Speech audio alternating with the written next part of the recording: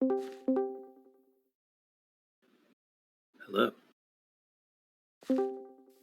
Hello.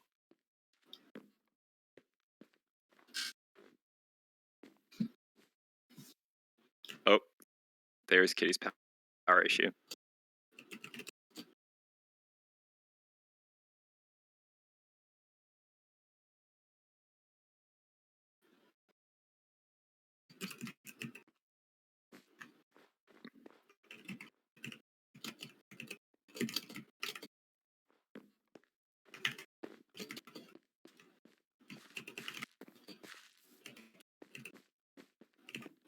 Yes, Vicky.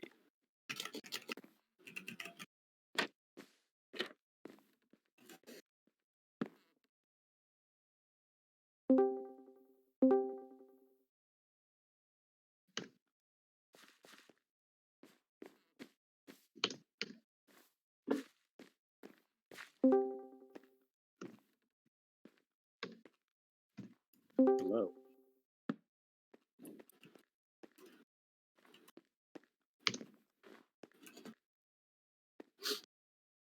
All right. So far, the station's getting interesting. We've got a big thing in my face, A rocket. a lot of flags. Yeah, a rocket. And minecart track.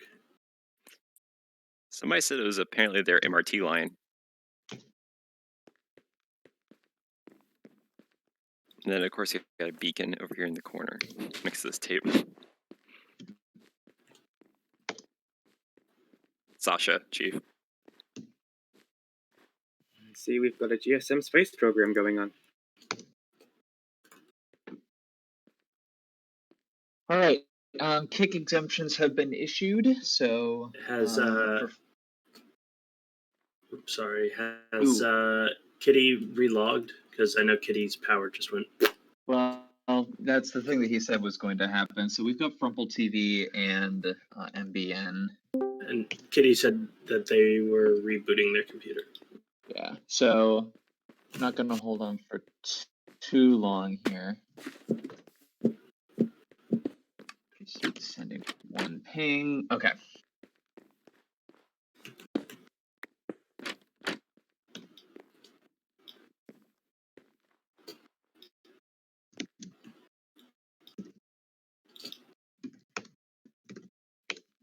Mm-hmm.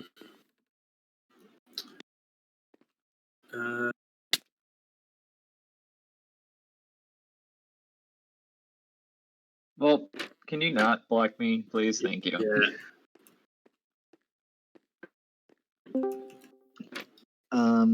All right, Frumple, are you live yet? I've already been live for a few minutes. Okay. Not sure what I believe is about. Kitty, I assume, will go. Okay. Not sure it is about live. Kitty, I assume, will go live as soon as we get on. But I think we're ready to get started. I have to. Like, am I about to sneeze here? What's going on? Yes. Nope, we're fine. Okay. So, all right, let's get going. So, hi, everybody. Welcome to the November 2020 General Staff Meeting being held at, Cece, what is this, A43 Yep. station on the Arctic Line Extension. We've got tons of streamers who are, AP, move. We've got tons of streamers who are broadcasting today. We got Frumple TV, MBN, and Sasha, and we will have MBS and BNN going live shortly. Cinder has a very loud keyboard. Yes. We got a couple of announcements to give you from the private portion. So let's get into it. First off, we have our Premier City Reviews. We haven't had one of these in a while, but we had Oparia submit for Premier. And alrighty, let me just go quick to this. Pull up the ballot. All right. So the vote, for those who are new, premier cities, they're judged on a different set of criteria than senator and governor cities. The criteria for premier city, and it's we say that these are criteria. These are just things that help inform the yes and no vote. Because staff just vote yes or no on the whole thing. We don't break down our vote by category like we do for the other ones. The categories that we're looking at are expressive. So, we're looking at kind of your, it's like, kind of the scale and the variety of things. Planned is more about scale, but also just is it laid out really well and all that sort of stuff. Individual is your specific building style, and then culturally significant in like how well it's connected, how much people know about it, that sort of stuff. These things stand for epic. We decided these criteria back in like 2015. They've been around for a while. So the ballot goes up, and you need an 80% majority in order to pass. So there were 8 staff voting, so we needed 7 for the town to go through. The ballot results are as follows. The vote was 8-0-4. So congratulations to Kyle for promotion to premier. And I will now unmute you if you'd like to give your acceptance speech. Okay, you're on mute. Hey, what's up, guys? Okay, I actually have to go to UNPM because I forgot where I left my speech, so I'll put that up in just a sec. Okay, so I'll start now. I joined the MRT for the first time on the 2nd of April 2020. I was just like really bored during COVID, and after looking at 3 city maps, I thought maybe there are some servers for this kind of thing. And I've spent my time here for a little over 7 months, and it's been fun, most of the ride. This, no matter what the results of the GSM are, which clearly has gone in my favor, has been one of the fun parts. One of the reasons I've really stuck around here is the community, and I've made connections here that I definitely would not have been able to, just strolling down my street, and I'm really grateful for that. But this isn't really about my belonging, which will be discussed in approximately 15 minutes. It's about my city. So I really loved making Oparia from the start to the finish. Little name drop here. Elite Neon was the first person to come visit Oparia, setting up a wooden dock at my downtown for easy access, which is now removed, but it's still historical. It went to New Mackinac and the ROE capital, and from then on, Oparia grew to have like 160 buildings, I think, at this point. Yeah, to this date. And that growth just like even astonishes me, and it astonishes me because I'm not really that creative. I really like following a format and doing the same thing over and over again, and to an extent, Oparia is like that. But I also sort of dipped in like being creative at that section. But there's also just a lot of original design and good builds that I've ended up quite proud of, and it has been quite the project, and this is quite the server to do it on. And thank you for all the support, and I guess stay tuned for moderator nominations. That should be the fun part. All right. Thank you, Kyle, and congratulations. We'll be posting the feedback and all that in the usual folder. I assume that Gods will post that in there fairly quickly. 3B. So talking about the redacted topic, there was one. I stuck it in there last second.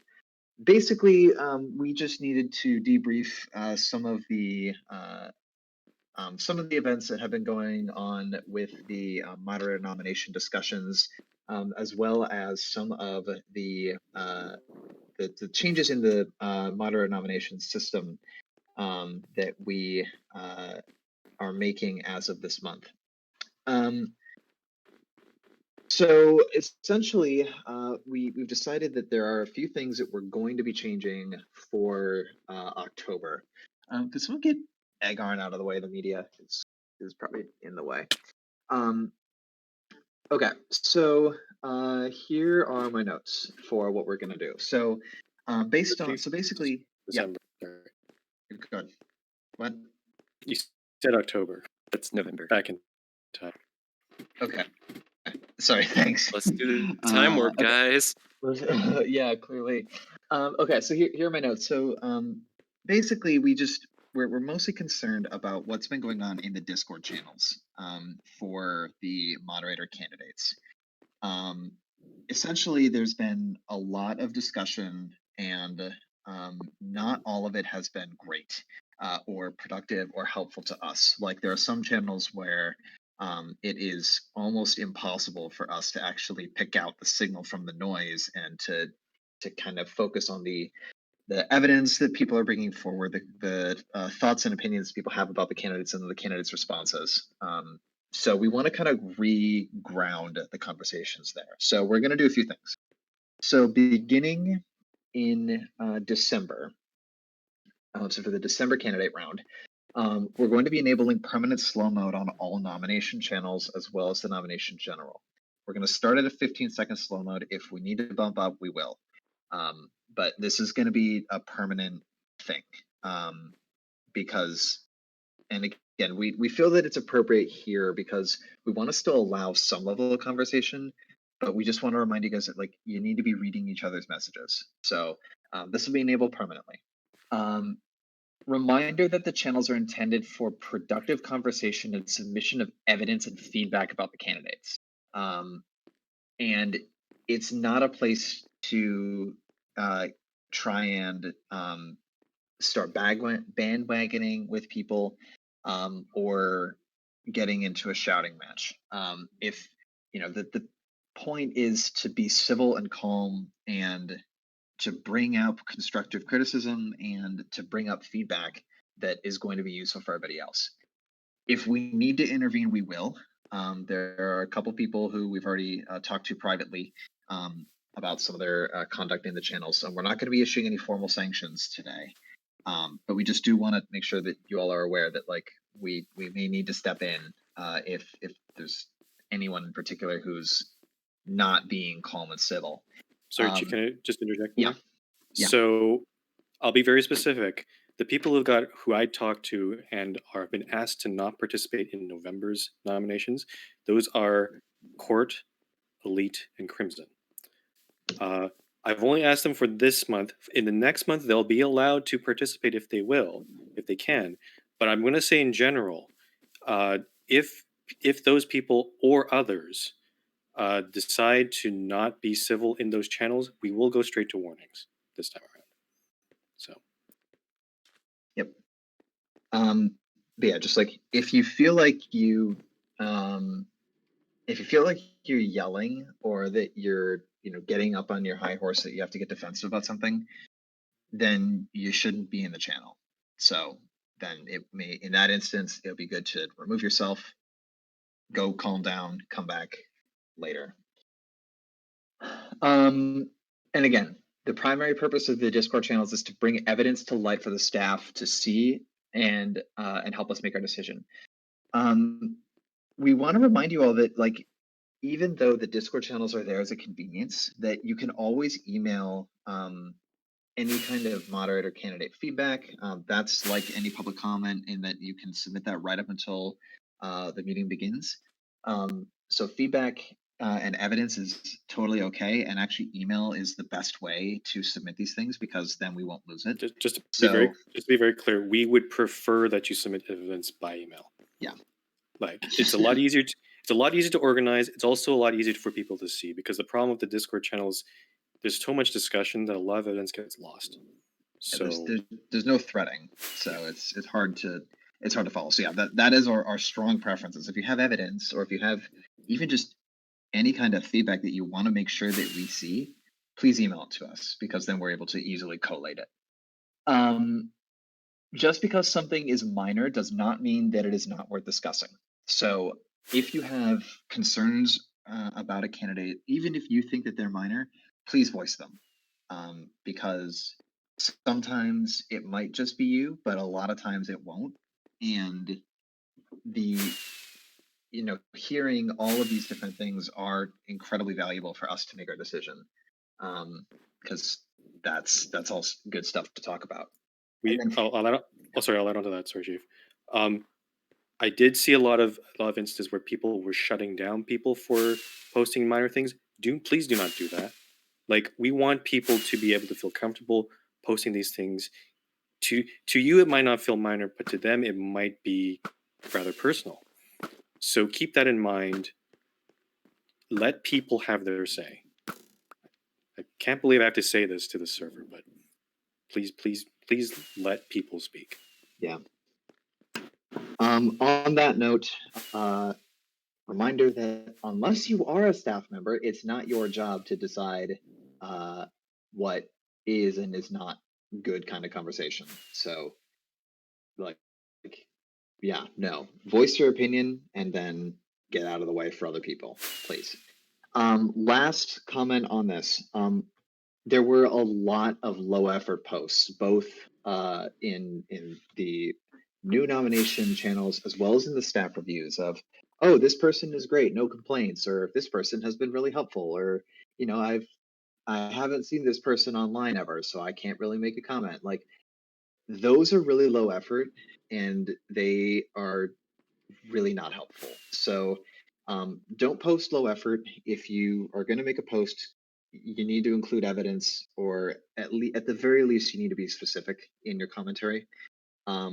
If staff see a really low effort post, we're just going to delete it and just take it straight out of the channel. So please don't be offended if we do that, but like be aware that staff or other people will challenge you on it. And if you see a low effort post, the best thing to do is either nothing and we'll see it and delete the post, or respectfully challenge whoever posted it to include evidence. If you're going to challenge someone on a lack of evidence, or if you're going to challenge the evidence that someone is bringing forward, please do it respectfully and ask it and allow them to respond. Don't just be like, Chief, you didn't include evidence, this is bad. Like, no, that's not good, and that will also be deleted and could lead to a warning. So Yep. Yeah, I just want to reemphasize that point. We saw a lot of that, or I saw a lot of that during some discussions. Again, I want to make it very clear, it's up to you of how you choose to react to messages. There is a good way and there's a bad way. The good way is to just simply respectfully ask someone, please provide more evidence. I want to hear more about your point and all that sort of stuff. Like something along those lines.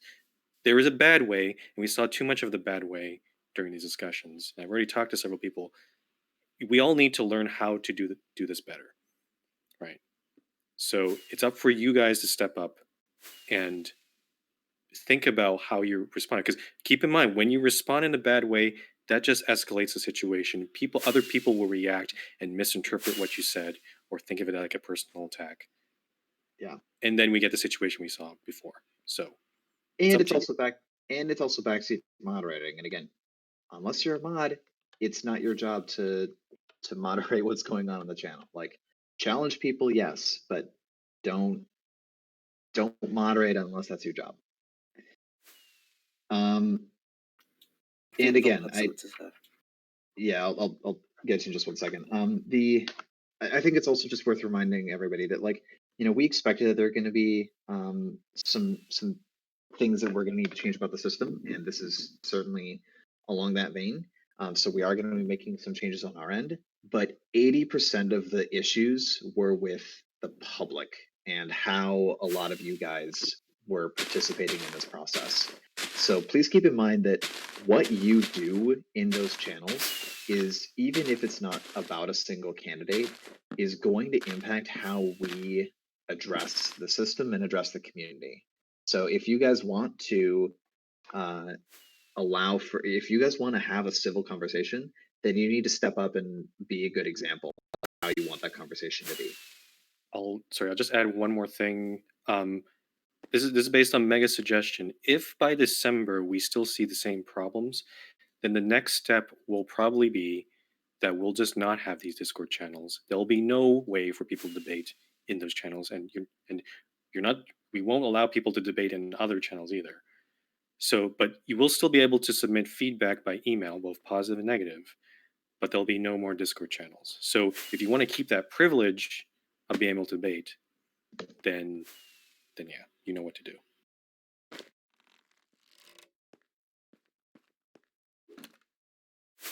Volp, do you have a comment? A few, yeah. Just regarding the conduct, so I'd really encourage folks to listen and be calm. There's been cases where folks have tried to bring up genuine feedback on people, and because I have actually had to sometimes nudge people too when they voice it to me privately. And in cases they've voiced it, and then they've responded to me saying that they just feel horrible because they felt like they weren't being listened to. They felt like they were being dogpiled, which resulted in them not wanting to participate again, even though they actually presented genuine feedback. Hopefully we won't see that again, because when people start participating, that weakens the system significantly.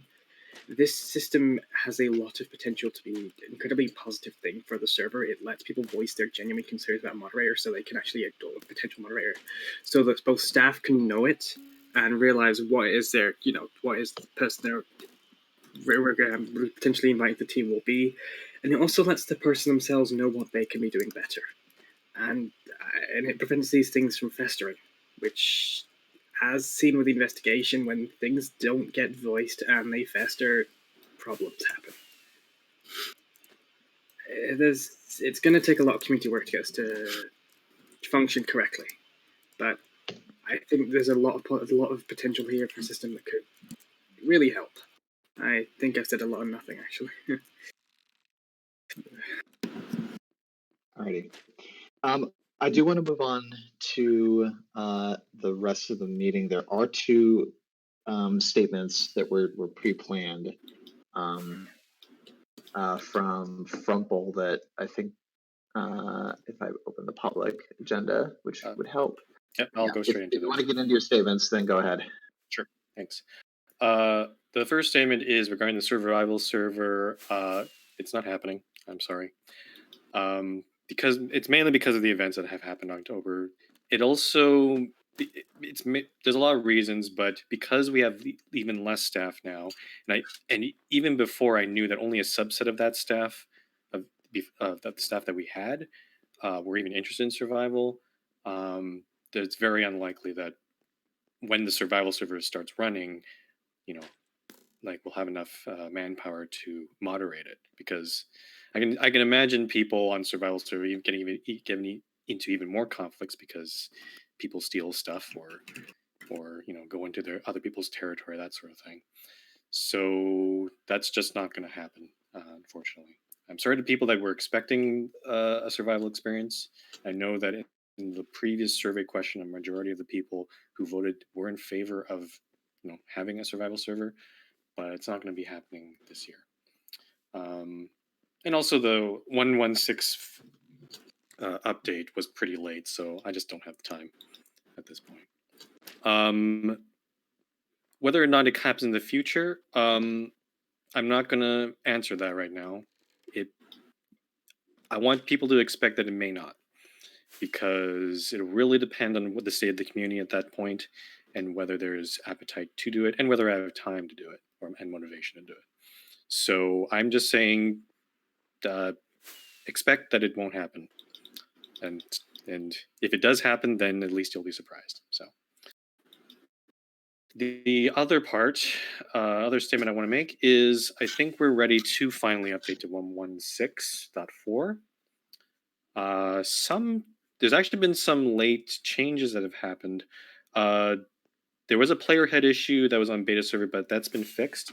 I did actually reset the world to a much more recent version, so it has also your ranks updated there too. The map is from November 11th, so only a few days ago. So the head issue seems to be fixed. Armor stand tools weirdly just updated just a couple days ago too, which was very interesting timing. It is the plugin author did state that it was a beta release. He said that he didn't have the full time to go through a thorough test of everything. So, it is on beta server right now, so we will go test that later after the GSM. So after GSM, there will be a performance test where we're just going to basically get as many people on there as possible. In order to facilitate it, though, I will be shutting down main server for about an hour, maybe less, and I will set beta server to have just as much memory as main, just so we can properly emulate real world conditions there. So yeah, this will happen after the GSM, whenever it's over. I will let you know, and I will encourage all of you to join. And when you do join, please do not spam mobs because that can affect our test. But do run around, do go to different areas, do load chunks because that is the main thing that's causing our performance issues in today's Minecraft. So. Sorry, just a side thing. Somebody's raised a question about the thing you said about the shutting down potential. Do you want to comment on that now? Or Okay, I will make a statement about that. Based on what has happened with, well, not just October, but also the stuff that recently, I am very serious about my threat, if you want to call it that, of shutting down the server. I am quite pissed off and quite angry that this community has gotten to this point.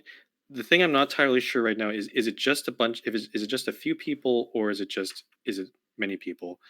I will say that the few people did get reprimanded, but I did also see some not so great comments from other people, and those people weren't reprimanded.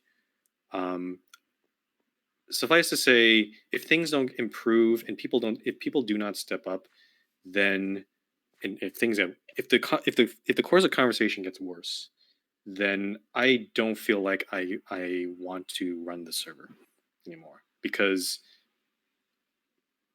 like why would I spend this much time trying to get people to talk to each other, get people to have conversations, get people to be civil to each other? Like that's not what I signed up for. So yes, so I am very serious.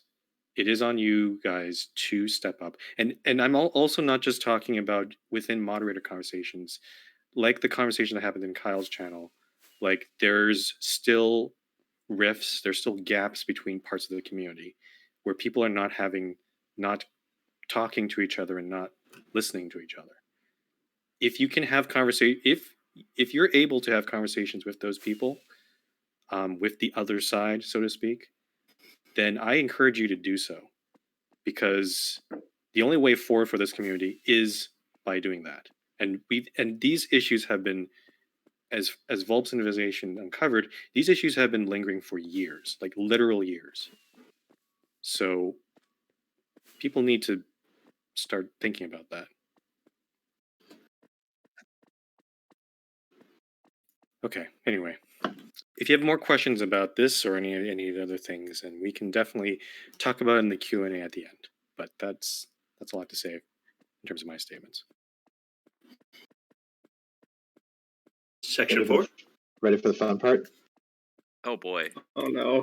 Moderator nomination time. Oh boy. So- Oh boy. Let me begin this by just saying thank you to everybody for submitting all of these nominations.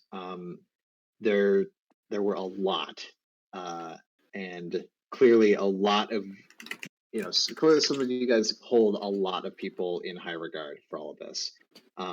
So thank you for all of this.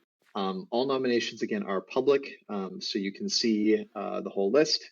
And a reminder to everybody that if someone does not get promoted at today's meeting, that the nominations don't carry over and that you'll need to submit a new nomination. You can include some of the same evidence, but if you're resubmitting, please don't just copy paste your old nomination. Just, because again, and I think a lot of it's going to depend on if someone doesn't get promoted, the specific reasons. Reminder on voting procedure, that all staff have the voting options of yes, no, and abstain. Frumple has a veto, and he's obviously able, the veto that he's exercised already, that we're aware of that. Just to clarify also, I can vote no, but not veto. Right. Just so that's very clear. So. Right, yeah, a no from Frumple is not an automatic veto. But anyway, and so staff, a candidate needs to get a majority of votes, including counting abstentions. Candidate needs to get a majority to be promoted, and no more than 2 no votes overall. We do have 1 absentee ballot that will be counted with equal weight. So that means that a candidate, so considering that do we still have 8 staff here? I believe we do. So there's 8 staff present plus 1 absentee, so candidate needs 5 yes votes to get promoted. All right. With that said, 4A, Kyle. I'm a yes. Yeah, I'm. You're going straight into Yes, your Going score. right into I'm- it. We've This spent man. a week discussing these and seeing feedback. I'm voting. I thought you said Okay. you weren't actively paying attention to the channel. No, I'm saying if I hadn't been actively paying attention. All right, Okay. hang on. Let me get a ballot. Hang on. Just keep in mind, I didn't expect people to debate here at the GSM so much because again, most of the debates already happened. So Yeah. if we do just go straight to voting, I kind of expected that. So Yeah. All right, hang on. Let me get my ballot. Thanks, Vic. Thanks, Vicky. If I can spell, jeez. Okay. Chief. Apple. DC Vicky. Pulp. Is God still here? I am still here. Okay, great. Okay. So I guess we'll just roll call all these. And we'll just see what we got. Okay. So 4A is Kyle. AP. I'm a yes. Sinner. Yes. Chief is a yes. Frumple. I'm neutral.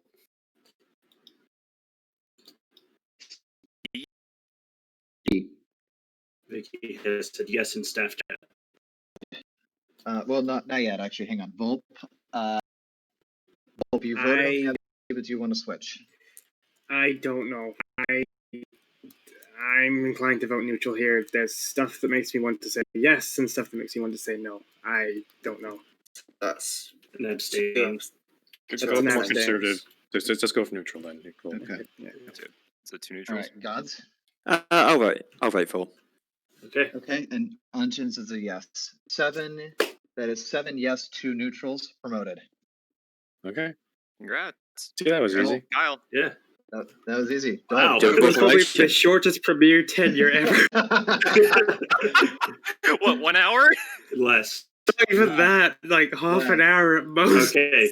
He 4B. never even got to use the yellow tag. Just went straight to orange. We should How- delay his how nomination Discord just so you he can saw it. say premiere once. I guess I can unmute myself now, but Yes. yeah, rip me as Premier. Premiere for Congrats. 5 minutes. Goodbye. All right. Okay. So we can, Kyle, we can just demote him, so you have him come on, say something in premiere, then promote him. No. See? It's Actually, simple. He's so mean. Okay, Kyle. Hold on. Reminder Gee, to did you you. count out all votes? Sorry, just want to make sure here. Like Yoshi's so- here. Did you get his vote? Oh, Yoshi, you're here. I I am here. didn't Hi. Yeah, Yoshi, vote. Yes. Sorry. I honestly, I don't think it matters at this point, so I will not. I will. I will not say anything, to be honest with you. No. You should No, still say your vote, Yoshi. You like, should if this vote is just for the record. It's not going to change the result, but yeah. um, It's the point of but the your process. vote still matters. Count Your all vote still the matters. votes. So sorry about Oh, that. God. I will vote neutral. Okay. Okay. So 7 yes, 3 neutral. That is still a promotion. Mhm. Okay, voting on Dalt AP. Sorry, just to hold on here. Yep. Just a point of procedure. When it comes to new mods that get promoted here, are they allowed to talk about participate in the rest of the GSM? Because I know we had I some think we issues. said. Yeah, I'm I at a think we speech said and that. debate tournament, so I'm not going to do that. I was Okay. gonna say, I think we said that like we might start applying ranks in game, but that your official service doesn't start until the meeting's over. Mhm. That's to make been that our clear. procedure for a little while. Yeah. Yep. Okay. I'll join the server for a sec. So Okay. Don't forget that you have to VFJ now. But anyway, okay. Okay, voting on adult AP. 4, definitely. Sinra. 4. Chief is a yes. Frumple. Neutral. Cece. Neutral. Vicky. Vicky is 4. Volp, you voted on absentee. Do you want to keep that? I think I'll narrowly vote for. Okay, that's a yes. Gods. I am for. Yoshi. I'll go neutral. And let me just confirm that this is actually from Unjin's ballot, as opposed to being from Volpe's ballot. Unjin's ballot has Dalt as a yes. So that is the exact same result of 7-4, 3 neutral, Dalt promoted. Welcome back. Mhm. Welcome back. Welcome. Okay. Dinty B. AP. I'm going to narrowly vote for. I'm in the same camp. Okay. Chief is a yes. Frumple. I'm voting no. I'm not vetoing. Okay. CC. No. Vicky.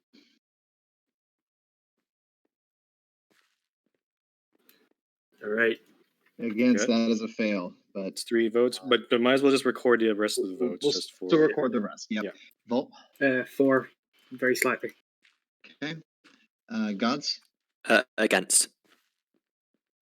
Okay. Unjin's was a no, and Yoshi. Against. Okay, For that the- is 6. Yeah. Go ahead. For the purposes of this, can we just talk about why we're voting no and why we're voting yes? Just for the record. Sure.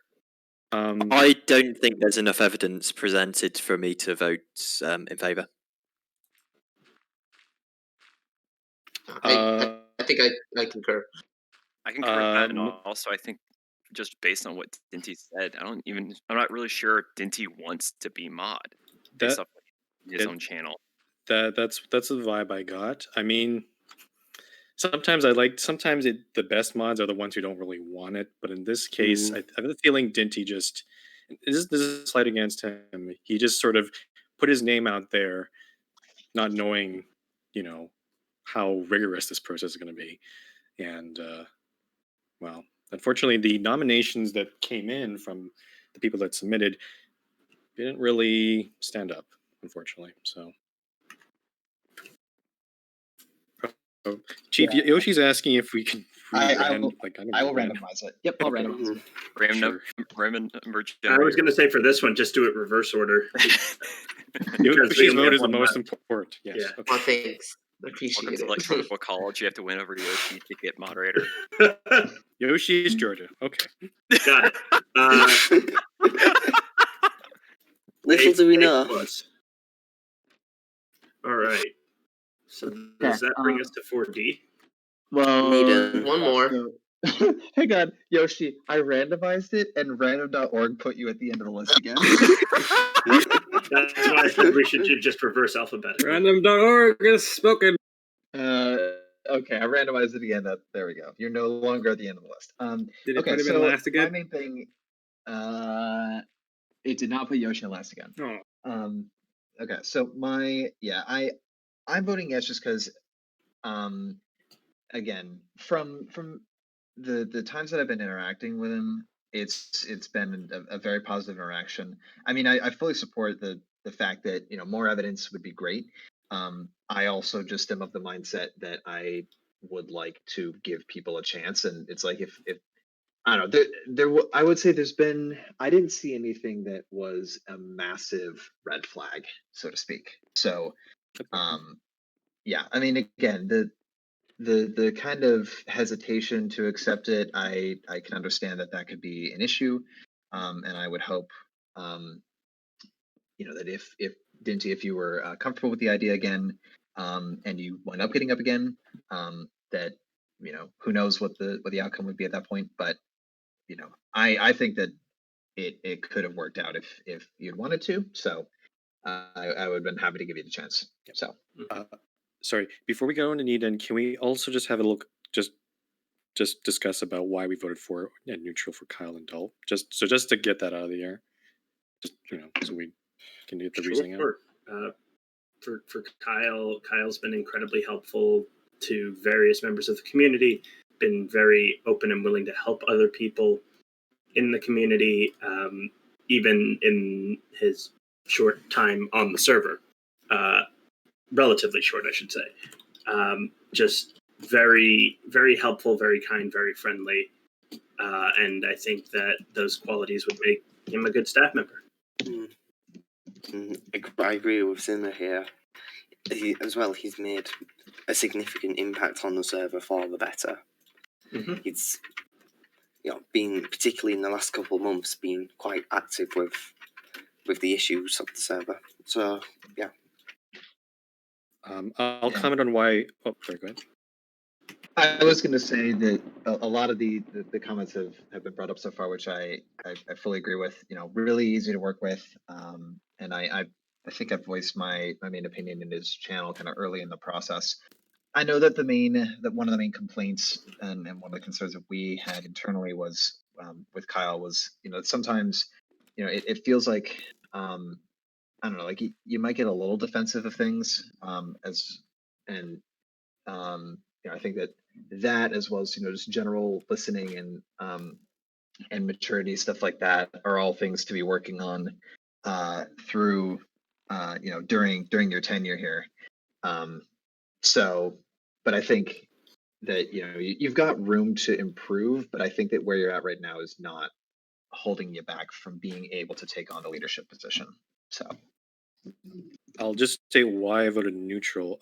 Originally, initially I was neutral. I do think Kyle is a very decisive person, and I think that's actually a good quality. I think he's actually more decisive than some staff here.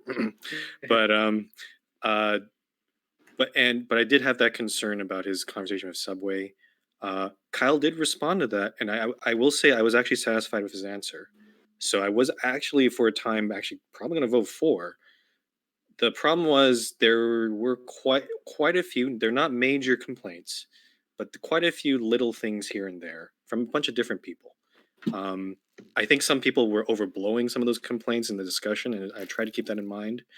But there are quite a few, so that brought me back down to neutral. So that's my reasoning there.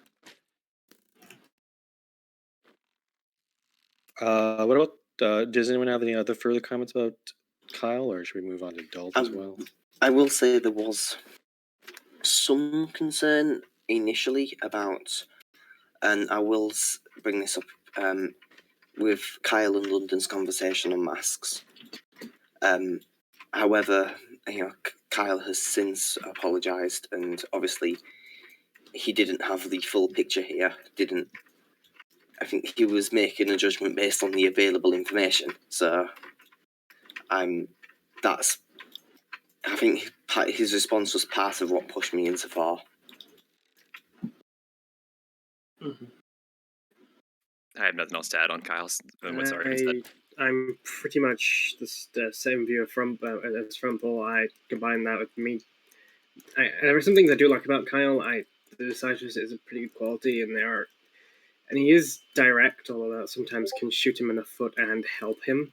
And there were some concerns brought up during the actual nomination review channel, which is why I've been flipping between a for and against and a neutral, and I decided if I'm flipping like that, I should probably just vote neutral.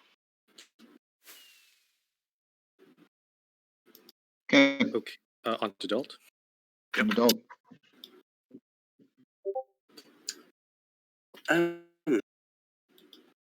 Actually, I'll go first if no one wants. I can go second.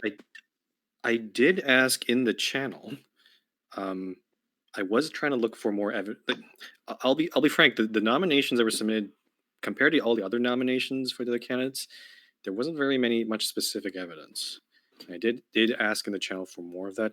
I also saw a lot of MPO related stuff, which I'm going to admit, for someone who's not following the MPOs at all, I had some difficulty trying to follow what the heck was going on. You guys deal with a lot of complicated stuff in those MPOs, Jesus. But Yeah, did ask also in there for more evidence, either for or against, outside of MPOs. No one really responded. So based on that, that's why I kept my vote neutral, because I don't know. Like, so. I do concur the evidence was pretty weak. Like, personally, if I had to just base it off the evidence and only the evidence provided in the channel, I would have probably voted no just based on a lack of evidence. It was my view was much the same last time Dalt came up. The primary reason I did vote for, though, was based on personal experience. I did vote neutral last time because I just didn't know.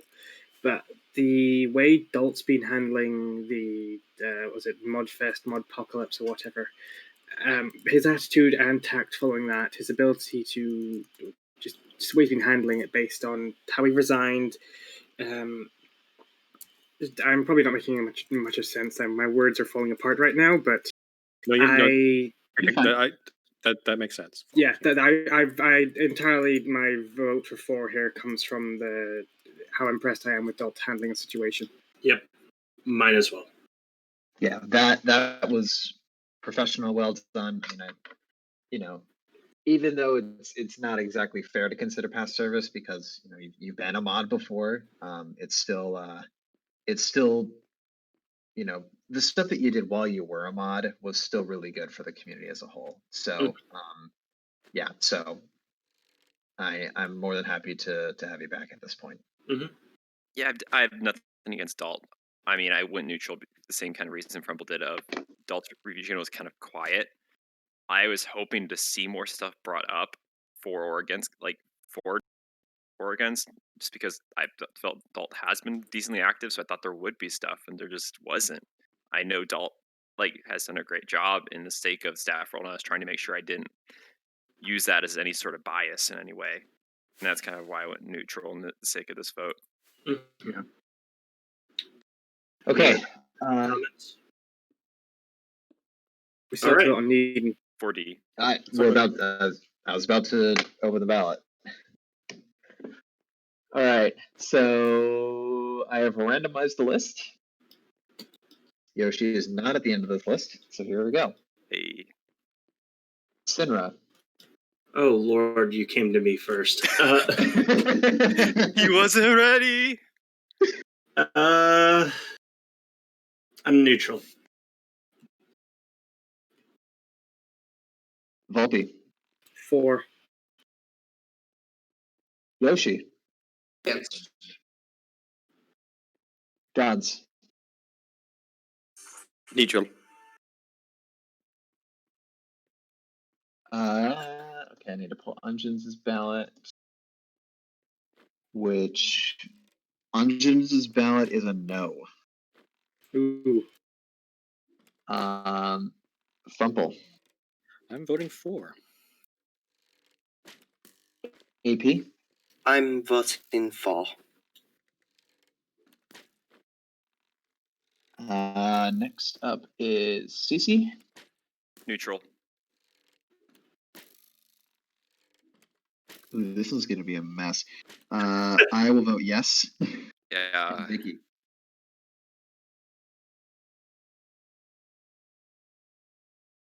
Pretzel, don't spam, please.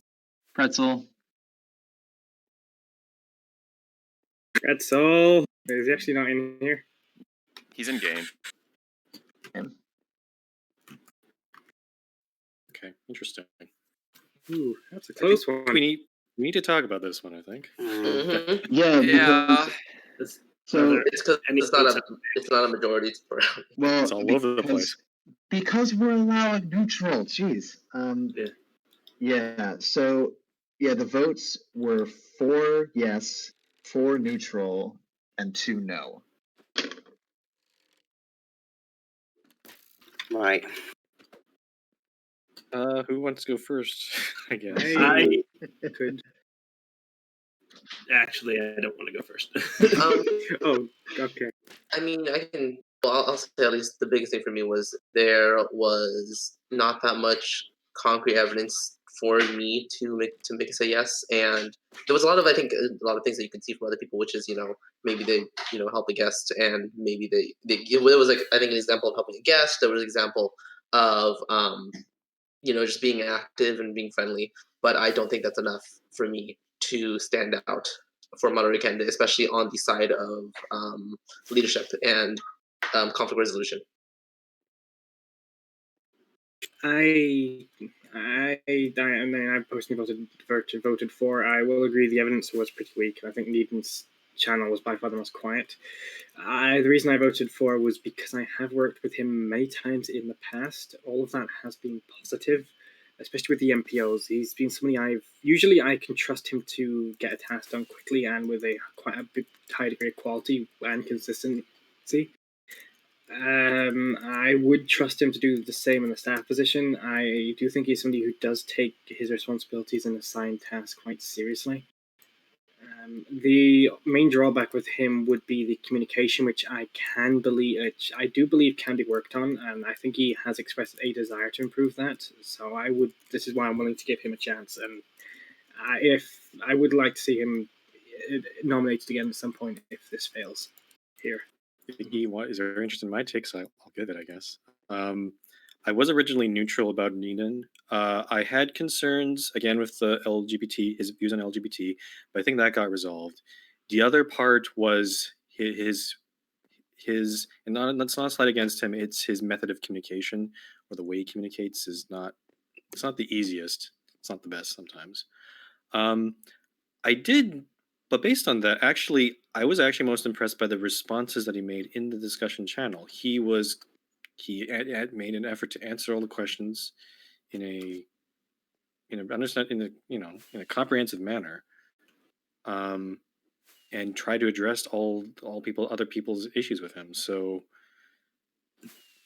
I'd have to review the evidence again. So maybe there is merit, and maybe there wasn't enough evidence. But that's the reason why I voted for.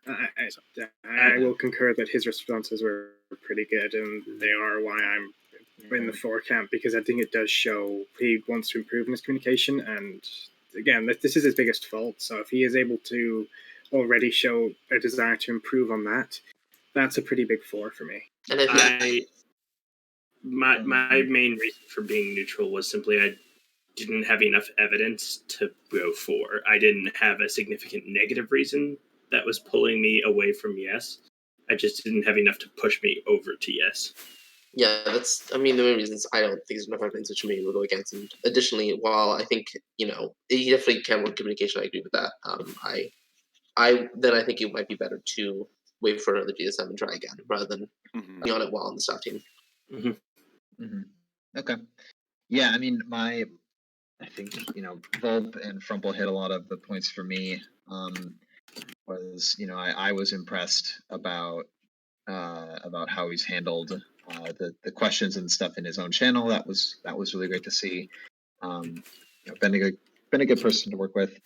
As a Bennett, as a very small factor, being in a non-American time zone is great for coverage. So, which I know that we are trying to get more staff outside of the American time zones. So not just for coverage, but representation from other countries. So right, exactly. So, which again, that's not enough to warrant a promotion in and of itself.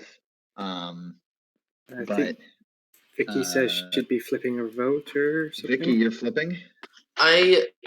I don't. Oh, I will say I want to push back against what I made earlier, which was about answering questions in the channel. I think definitely responding to the arguments of other people, I think is definitely a plus, and that's I'm glad that he did.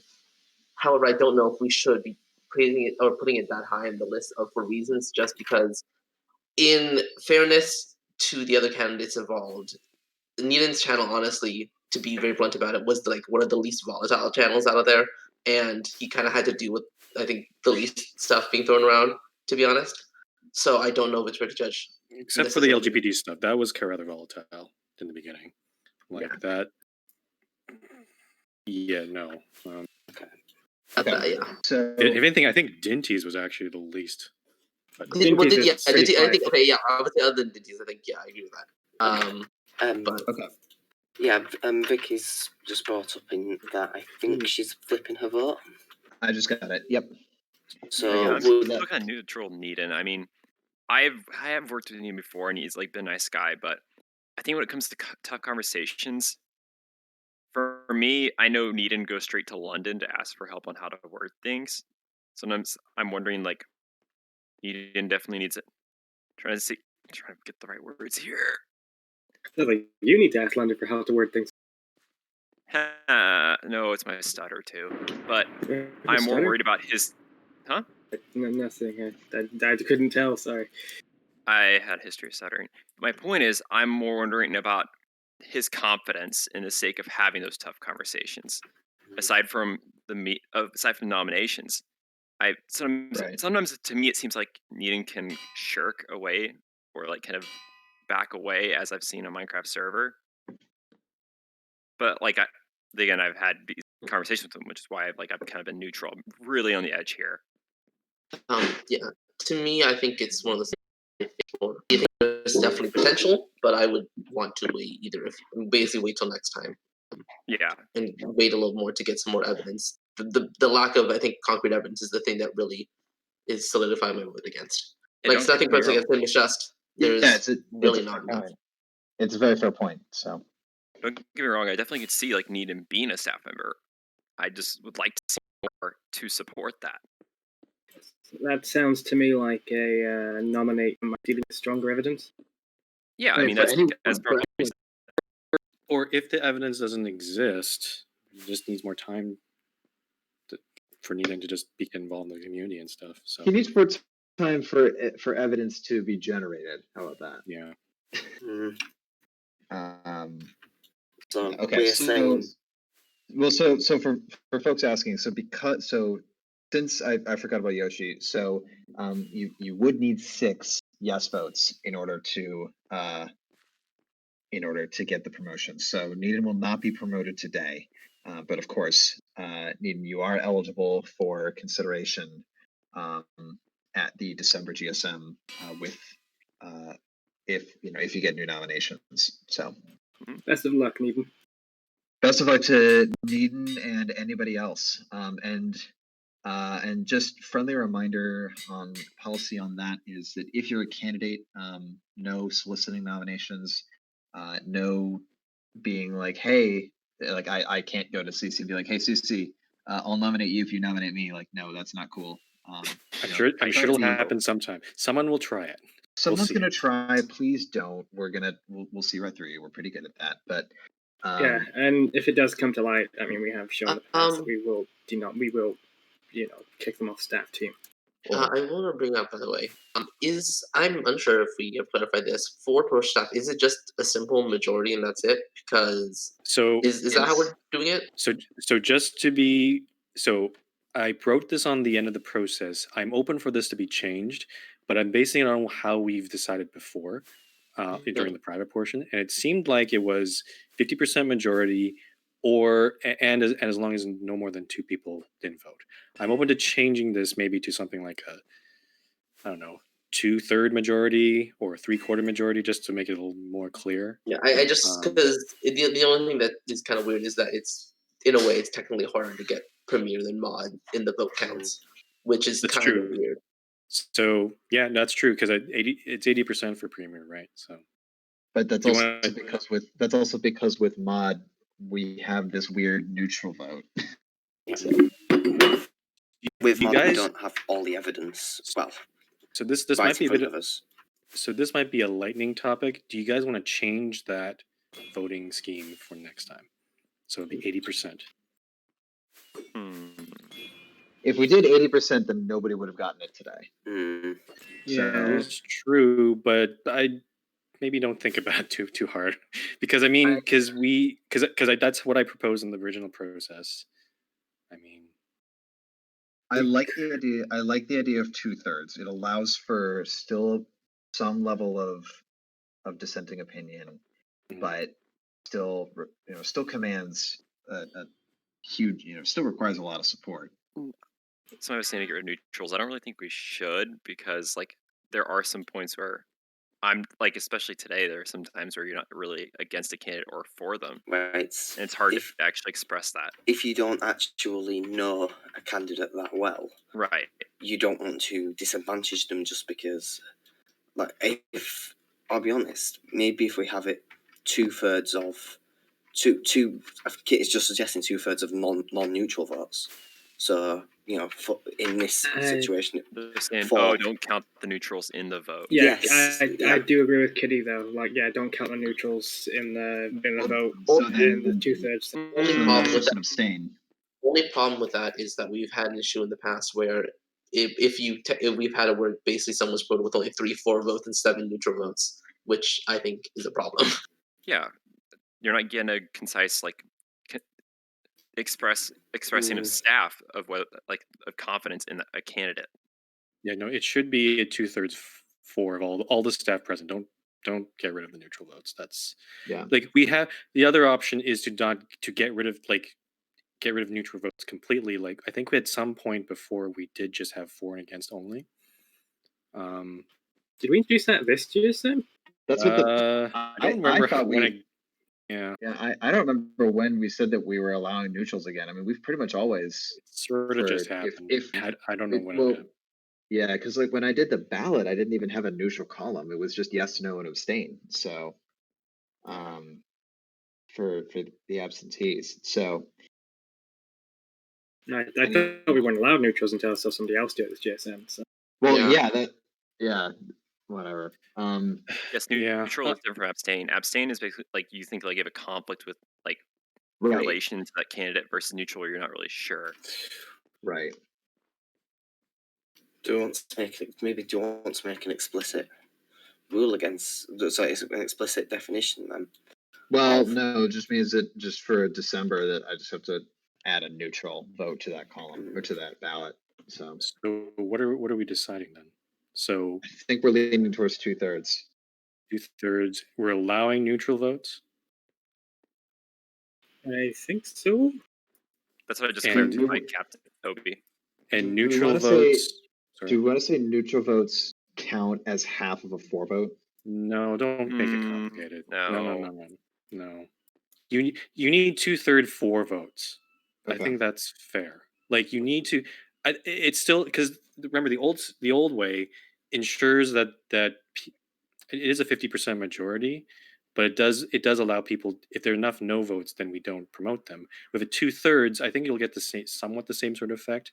You just need a little bit more 4 votes, but no votes aren't going to completely scuttle a promotion. Right. Yeah, right? I think if we just say 2/3 vote, that also just makes it simple because like the whole 50% majority plus no more than 2 votes, like that feels weird. It is more complicated. It is, yeah. but I just base it on how we've done it before. So no, and that makes sense. But I just think it's probably that if we just express it as 2/3, then that probably makes sense. Okay.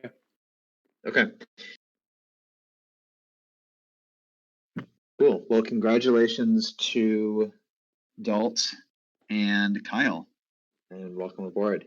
We'll take care of all the ranks have been applied in game and in Discord. We'll take care of all the procedural stuff and the paperwork and mailing us and whatnot later.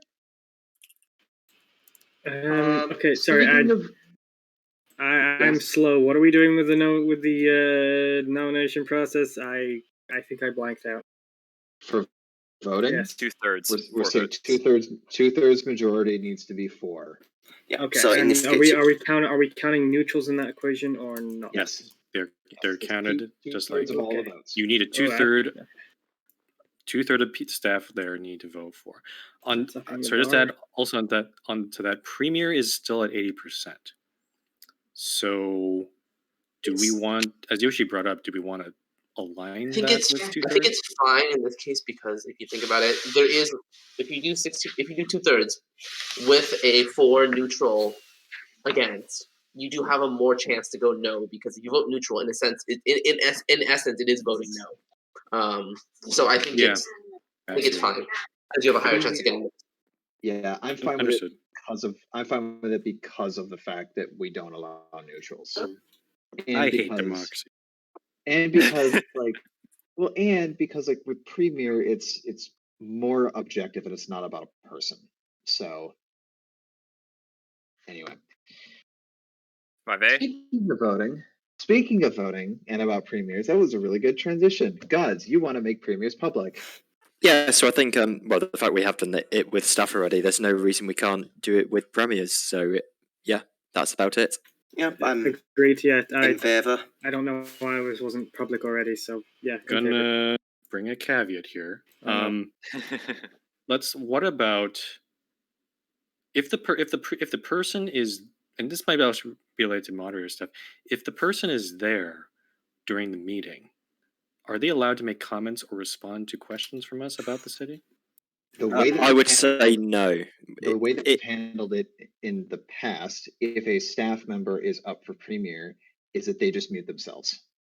Okay, that's fine. and But since it's public, members are going to watch us vote. So, I mean, Yeah, I see where you're getting at. Like, people could just say, people could just say, "Oh, you should check out this," or "Oh, you didn't check out Y and Z. He would have gotten premiere if this was the case." yeah. And as Obi says, if we do start allowing that, then it disadvantages those who aren't awake during normal GSM time. Correct. Mm. Yes. I'm worried about whenever people, like an outcry, for example, I'll bring it whenever I was first like promoted and I voted against Vince Ceslo for premiere. There was like a buffer of time. If it's like then, I'm more worried about the context of the conversations we're going to have in premiere voting if we bring it to public. Yeah, this is why I'm not so like. I get it. I get this seems like a good idea, but now I'm thinking about it. We do all the feedback we provide is eventually public. Like we do post the document and people can read it afterward. It's just I'm worried about when we're having the conversation.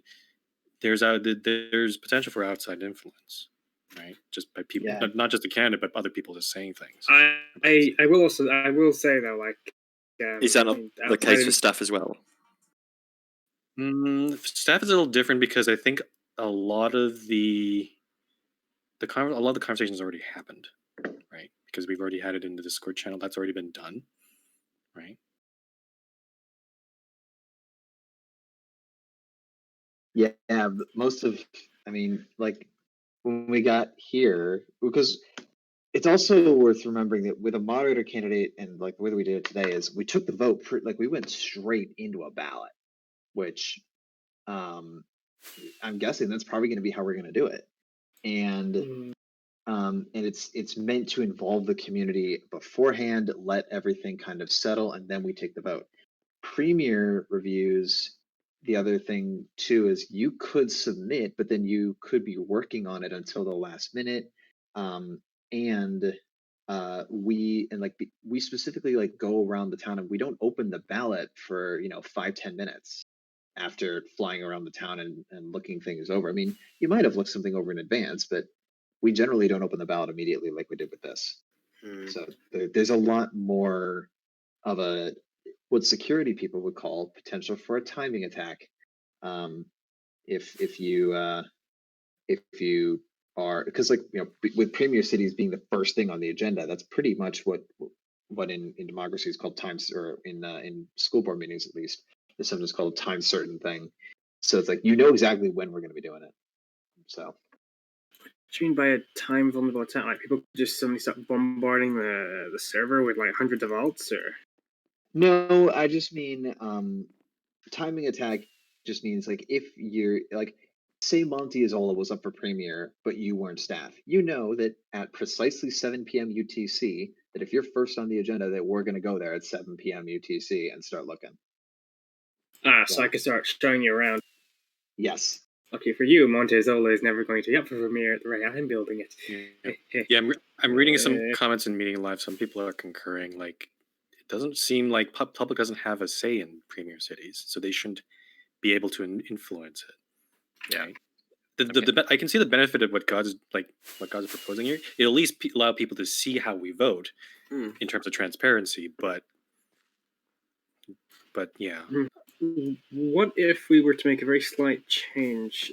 I know we are currently the status is that the premier review stuff or whatever is It does go public eventually, but what if we could make it public during GSM? Like, instead of just saying, oh yeah, this Oparia's premiere, we just say, here's the ballot and how we voted in Oparia.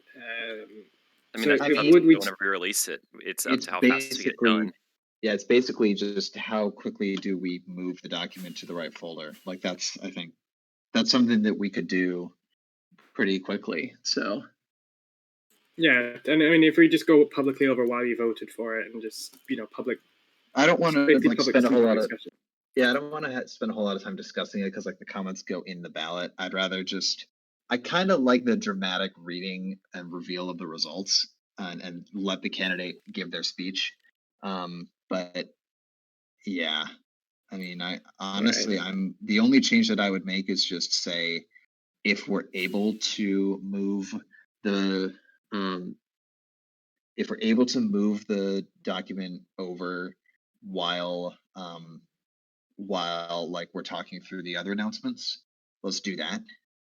Otherwise, I see no pressing need for a change. Okay. Yeah, I'm gonna probably switch my vote from for to against. There are some valid concerns for this, and as much as I tend to be for openness to this sort of stuff, then if there is some potential for shenanigans. Yeah, I'm all for the concept. Like this is something that it makes like intuitive sense. I just think that procedurally, there's a lot of ways that it could go wrong. Oh, for fuck's sake, stop fishing me. God, what do you think about that? Yeah, it makes sense. I'm happy to stay as a private given those concerns. Cool. All right. No changes. 5B is pronoun roles in Discord. Yes. Yeah. I will say something here. In terms of with me, at uni there is a werewolf society. And for the past since this proposal has gone out, we've been using the pronoun roles in that, and it's just not. Yeah, it's worked out perfectly fine. No issues there whatsoever. So yeah, my main thought is it's an opt-in thing. If you want to display them on your profile, go for it. If you don't want to do that, that's also fine. Also, we're not gonna like color your names any differently. So it's I just in order to because you're like we'd have to pick the colors and like staff colors have to override and it'd be a mess. So just in terms of equity, I just say no. Just make them opt-in roles if you want. Yeah, it'll be just probably one same color, probably just a gray or something. Like probably just yeah. I have seen some arguments from some others saying that why do we need these pronouns to just say them in conversation? My argument against that is having to have that conversation. It does sometimes get a little uncomfortable for some people. It also does interrupt the conversation when you have to correct someone like that. And it gets repetitive. And it can be a little bit overwhelming as well. Yeah. So, I've set up Discord. I've rearranged the rules to allow this to happen. If it's going to be a totally optional thing, then and it's not going to clutter the roles that much. It's just so. I mean, I'm still the camp that I don't personally say it's necessarily. But at the same time, I don't see the harm in this. Like it is an entirely optional opt-in thing. Well, the thing is, if you go on Twitter, pretty much well, I'm not going to say everyone, but a good majority, not a good percentage of people on Twitter have them in the bio, because if you're going to be talking to or about someone, it's a nice to know. It's a nice to know, but it's the thing is that it's being put up non-intrusively, and like it's on you as the the person tweeting or posting on your Instagram. If you want to put that in there, it's up to you, but there's no requirement. Like we're not requiring these. And again, it's if you want to put them on your profile, let's offer that option. Yeah. Question. I'm fine with it. So I saw, what was it? I think it was AP mentioned. Like, honestly, this is not my area of expertise. I don't tend to focus on this stuff IRL, but there was the case of like other genders. I think of neopronouns. Yeah, that's what they're called. Read the proposal. Have you read the proposal, Volp? Because Kyle and Cody did go through those. Okay, sorry, it's been a while. Proposal is probably just going to go with the he, him, she, her, they, them. Those are the most standard. There's a whole bunch of other ones, but I think those ones are so. I would not be in favor of including the other. Hold on. Hold on. So they're so uncommon that they're not going to be added now. Maybe in a special case if someone were to identify with those, but I don't think it'll happen anytime soon. I guess we'll deal with it when if that does happen. So what in the case, potential abuse, like somebody goes, "Oh yes, I get my own pronouns," and they just come up with something that. I don't think we should assume malice. To be honest. So that's also why I think we should say if you think this applies to you, contact the admins. Okay, that's fair. And because like the admins are the ones who actually are the only ones who actually can define the roles. So like if you strongly identify with something outside of the most common 3 sets, contact the admins if you want something. The other thing too, or if you need something rather, then let us know. The other thing too is that because these are roles, you can attach multiple to yourself. So if you use multiple sets, you are welcome to attach multiple roles to yourself simultaneously. Yep. So it'll be handled by Tacklebot, right? Cody, just to answer. So so that's where because they're roles, you can attach as many as you can attach whichever ones you want. So if you use both he, him, and they, them, you will be able to attach both sets. Yeah. And to be clear, you can use a self-assigned roles channel to add the role, just like beta open TD or archived. It'll just work the same way. So yeah. Okay, great. And yeah, I say. Go ahead. And with just one of the things as well with the roles that we have with the roles that with using the roles in the werewolf server, we've used just normal defaults grey. I mean, granted, I don't think that matters as much, seeing as everybody has a role in this server. Oh yeah. Yeah. All right. I think just sounds like a 4. The color's just arbitrary. Yeah, we're just gonna keep all these roles the same color. I'm not gonna preference on each of them. So. Okay, that is settled. 5C. So Kyle is proposing adjusting the governor build count recommendation on the website up to 80. There was a lot of discussion about this, and so my viewpoint is that this is fine because I don't count anyway. And looking at the data of what has been submitted and how what has actually gotten through versus what's needed multiple attempts to get through, I feel like that bumping that up to like a 75 or 80 closer it is much closer aligned with how I tend to actually vote. Okay. My worry though is that creates a feedback loop. Is that if we do up it because that's to meet the staff standards, then surely our standards might end up going up. Before this conversation goes a little off, my opinion is, well, I think first we need to talk about what is the standard that staff have been doing, regardless of what the ranks page says. Like, what are your guys' or folks' criteria when it comes to these? Like, Chiefs has just said he doesn't look at bill count. What about the rest of you? Because we need to. Sorry, to be specific, I don't like count them and be like, did they hit 80? What I do still consider the build count, but it's more of like, does it feel like a small city or a big city versus a large town, which again it's a fuzzy line and it's gonna vary quite a bit based on a lot of things like terrain and build style and all that sort of thing. Mm-hmm. So it's like it's if a town clearly is short on builds, I'm going to notice. But it's also a thing of once you get above a certain number, it just becomes a lot to keep track of. Did I count that one already? And like, is this one of the weird ones where like we don't count it because it's a duplicate of something that's 500 blocks over there? But yeah. So going back to my question, I think this is a more of we need to talk about, is this a case where our expectations are not aligned with what is written down?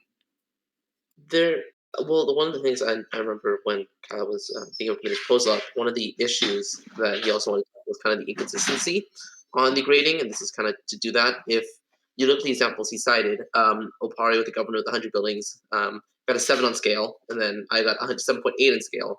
And if we look at actually Anther Island, which definitely has less than 100 buildings, it actually got a 7.5. And I believe it is smaller than Oparia, which got a 7. So it's one of those things where I think the main issue also is to be consistent in the voting, because I feel like, especially on the scale aspect, people are wildly inconsistent on But what they vote. scale includes build factor. No, Thanks. yeah, but I'm saying the overall, I think, issue that I think Kyle's trying to talk to is there is kind of an inconsistency. He's trying to set at least, so there is at least some standard that we should have in mind, because I at least have seen this issue where there are some inconsistent rulings, especially on scales of biggest. But personally speaking, when it comes to, I mean, any town review, whether it be premier or councillor, I don't really focus on build count whatsoever. It's just kind of a general, if it feels like it. I think even upping it, personally, from my perspective, won't change much. But I can understand why, though, because it does encourage bigger cities, and bigger cities are more likely to get governor. Did I make any sense by saying that? Yeah. Yeah, I mean, I will count at council and mayor just because those are small enough numbers and it's easy to keep track of everything. Or like there are some towns, like if clearly you've been working at it for a while and you're well above 20, like you can tell as soon as you get there, it's like this is going to be way over, you'll be fine. Yeah. But yeah, it's like it's at the city ranks that it becomes a lot. And again, that's when you get into the nuances of, well, what counts as a building towards your 80 or 60 or whatever number we're talking about. So, and I'm like, well, it depends. So, and I think that's also why it's, yeah. So that's also why it's like, this feels weird because we don't, like, I don't want to base a city's promotion on how many buildings do you have, because there's a lot of additional things that go into it. But a lot of you guys, the members, a lot of you guys want an objective yardstick to determine if you're ready. So we kind of have to work around that. It's a very vague yardstick, just especially as you get larger, though. Well, but if we say, oh, it should be a large city, you know, back before we defined it, like, you know, when we were defining the rank structure for the first time back in 2014, you know, like people were like, well, what do you mean a large city? And like people were like, we want a number. And just because it's, if you're building a town, it's really easy to use a number. But if you're using vague metrics, then it's going to be, you know, almost impossible for you to feel confident when you're submitting. So that's why I'm like, it's a struggle to figure out where the right balance of that is. And so that's why I viewed the suggested build count as, you know, it's a really rough guide to try and work around it, even though like I know I'm not going to count them. Does it feel like it? Like large city is more a thing of like, if I just teleported to a random thing here, can I like wander around and get lost? Is one of the like super subjective things that, and again, like get lost and then like, you know, find my way out rather than get lost because it's a massive spaghetti roads. But you know, it's really subjective stuff to try and think about with some of these. With some of them, like interior build quality is like, are they furnished? That's pretty easy. But scale is a tricky one. Yeah. Also because again, there's, you know, you're gonna have high density and lower density. You're gonna have, you know, super tall buildings that are all crammed right next to each other, and then you're gonna have, you know, space in between buildings. There's all sorts of different ways you can achieve scale, and like footprint, total town footprint and total town height are things that factor in, but again, they're not going to be applied evenly. So just to get this going, like what do we do here is the question. Because Kyle is proposing it set to 80. I'm looking in meeting live, and there's a variety of opinions. Like some are saying it shouldn't be increased. Some are saying there shouldn't be a yardstick. I'm also going to bring up a concern. Like the reason why we went with 40 for standard, 60 for governor, and 100 per premier is to provide some level of, I guess, scaling. Like it's progression, right? So if you are changing governor to 80 and leaving premier with 100, the progression gets a little weird. Like, do you need to also change premier's limit as well? So that was. Though you could argue that epic criteria throws that out a little bit. So yeah, I can look at how this split, but in the absentee votes, one vote was yes, increase governor, but leave premier as it is. And I did actually put an option in there that said yes, increase governor, and premier needs to change too. So that one did get a vote.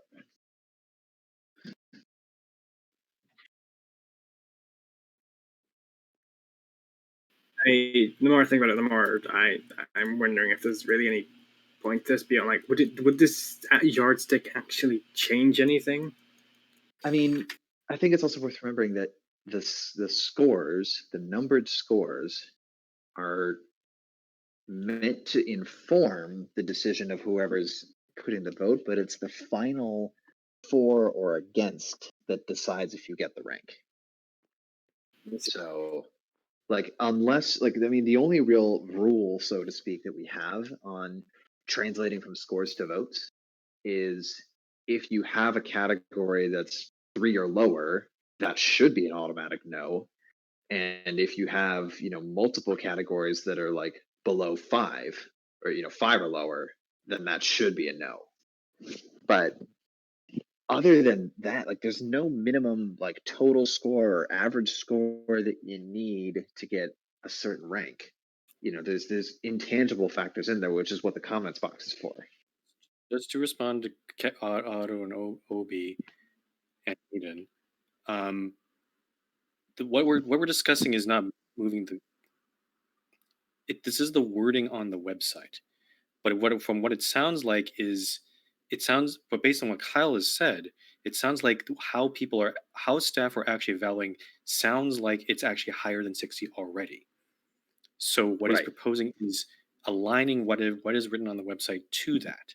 That's why I asked before, so it becomes a question, is there criteria of having a higher standard, is that too high?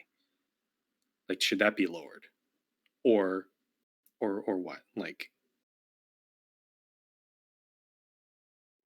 my gut feeling is that I'm not worried about it because, again, I know that I personally don't count the builds. I know, Volp, you said you generally kind of don't.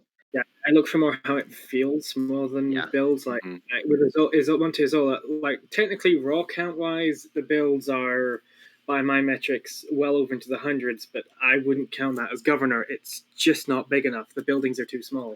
I mean, I think the thing is that I think all of us, and we've all said this, is that these numbers are not, and probably will never be, hard numbers. They are guidelines. And this proposal is not saying that this proposal is not saying we have to follow this hard guideline. It's saying we put this as a recommendation on the website to reflect kind of how more recent governor cities have promoted around this number. Yep. And if we're thinking about it in that light, then that makes total sense. Of most of the cities that have been successful have been closer to the 80 end. All right, I'm just going to respond again to Otto. They're saying that by increasing this number, it's motivating. I understand where you guys are coming from, but wouldn't it be more demotivating if we kept this number, but then when staff actually evaluate a governor town, it gets rejected because their standards don't match what's written on the website? Like the point of this is to align them together. Like, we need just to better match what staff we're actually evaluating. Just a counterpoint to Chief, with most of the cities getting, having 80 builds or over and getting it, I think that's just a case of if you fly over the expectations that are written over, you're more likely to get it. Like if you're submitting for senator with a governor level city, you're more likely to get it than a senator city submitting for senator's level city. Does that make sense? I'm not. Overshooting is going to be a thing regardless. I mean, again, that's, I think. I'm just saying that explains why. But again, so I think what we say on the website right now does not align with how we act, and so this is fixing that by adjusting what we say on the website. If we do nothing different in terms of like how we vote on towns, then I think that this will just make it a slightly more accurate experience for everybody. I mean, again, when I was talking with people in the forum channel a while back about this, I'm like, when I get picked to vote on a town, I don't go look at the website and remind myself of what the rules are.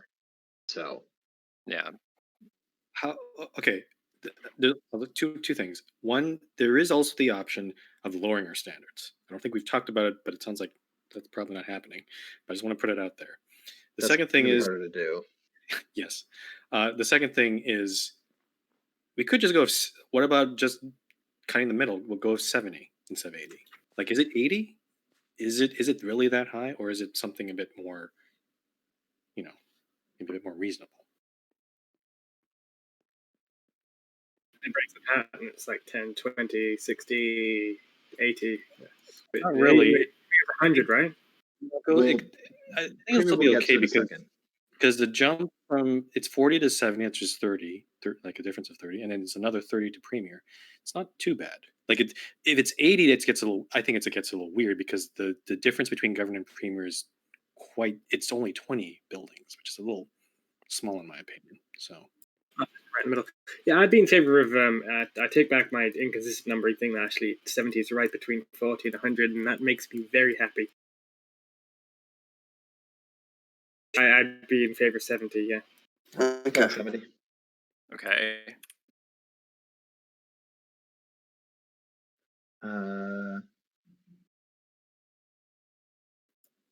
I feel like some people are misunderstanding what we're again. There's the actual way staff are evaluating towns.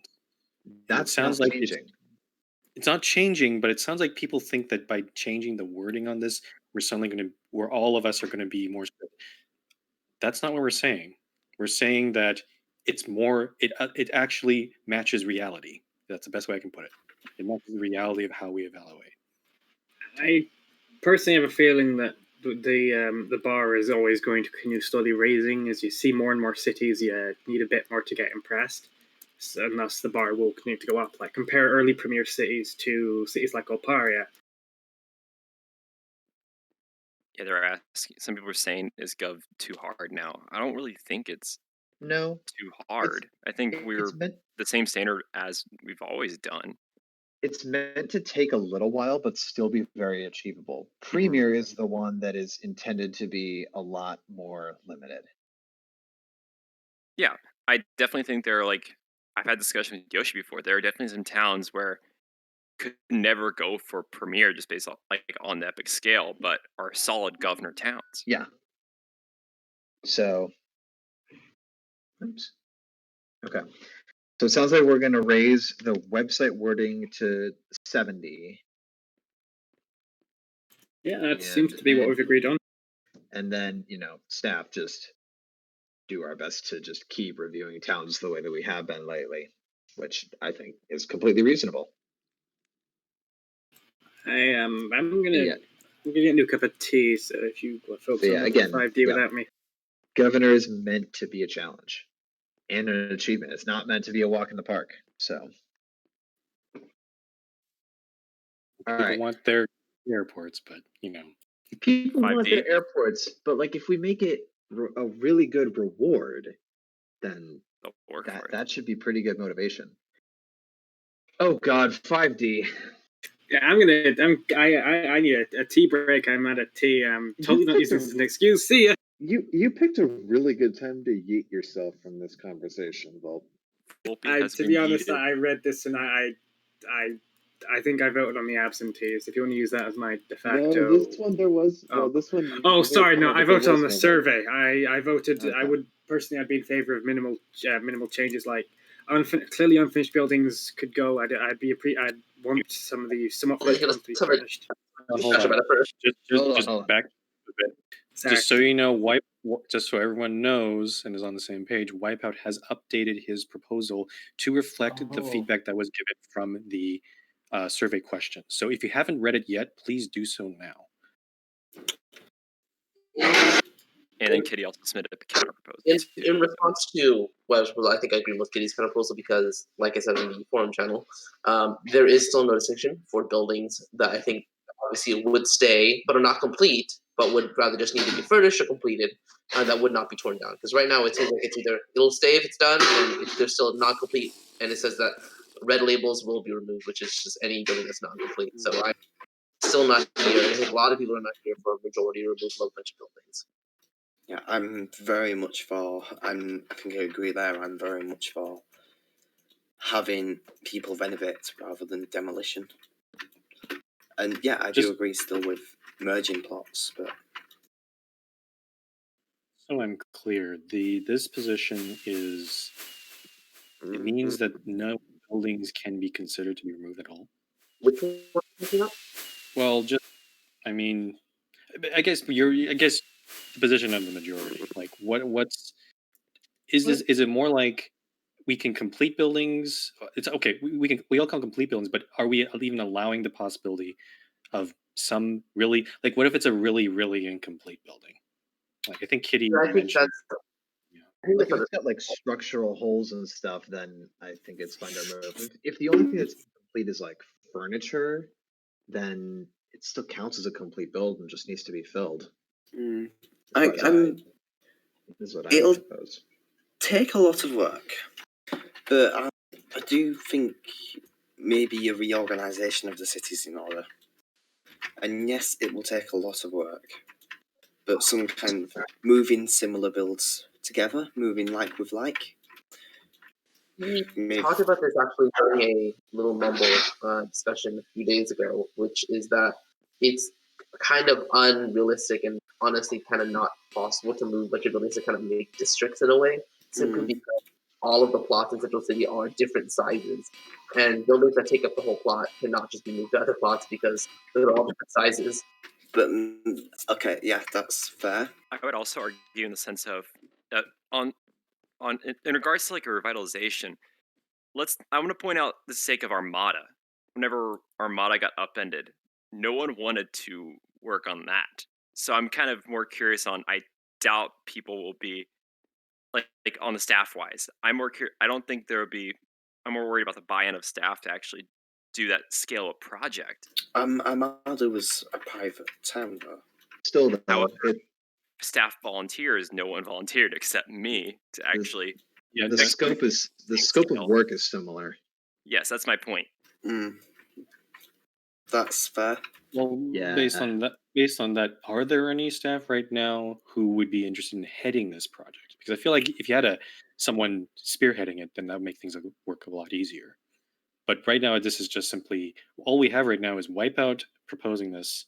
He's not staff. Kitty's proposed a counter proposal. He's not staff either. So Wipeout and Gods did it together. That was okay. They did the original proposal together. Gods, are you that person? Is he here? I'm here. Sorry, I have been trying to multitask at the moment. What was the question?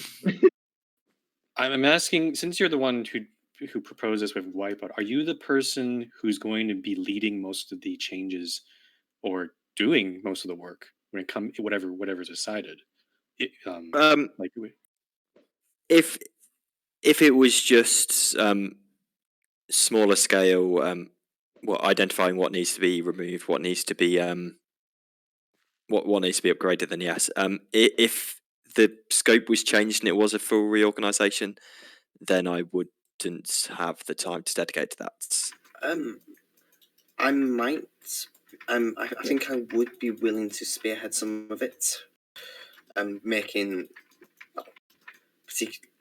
Okay, I get the point that I get the argument that it's not realistic to completely move everything.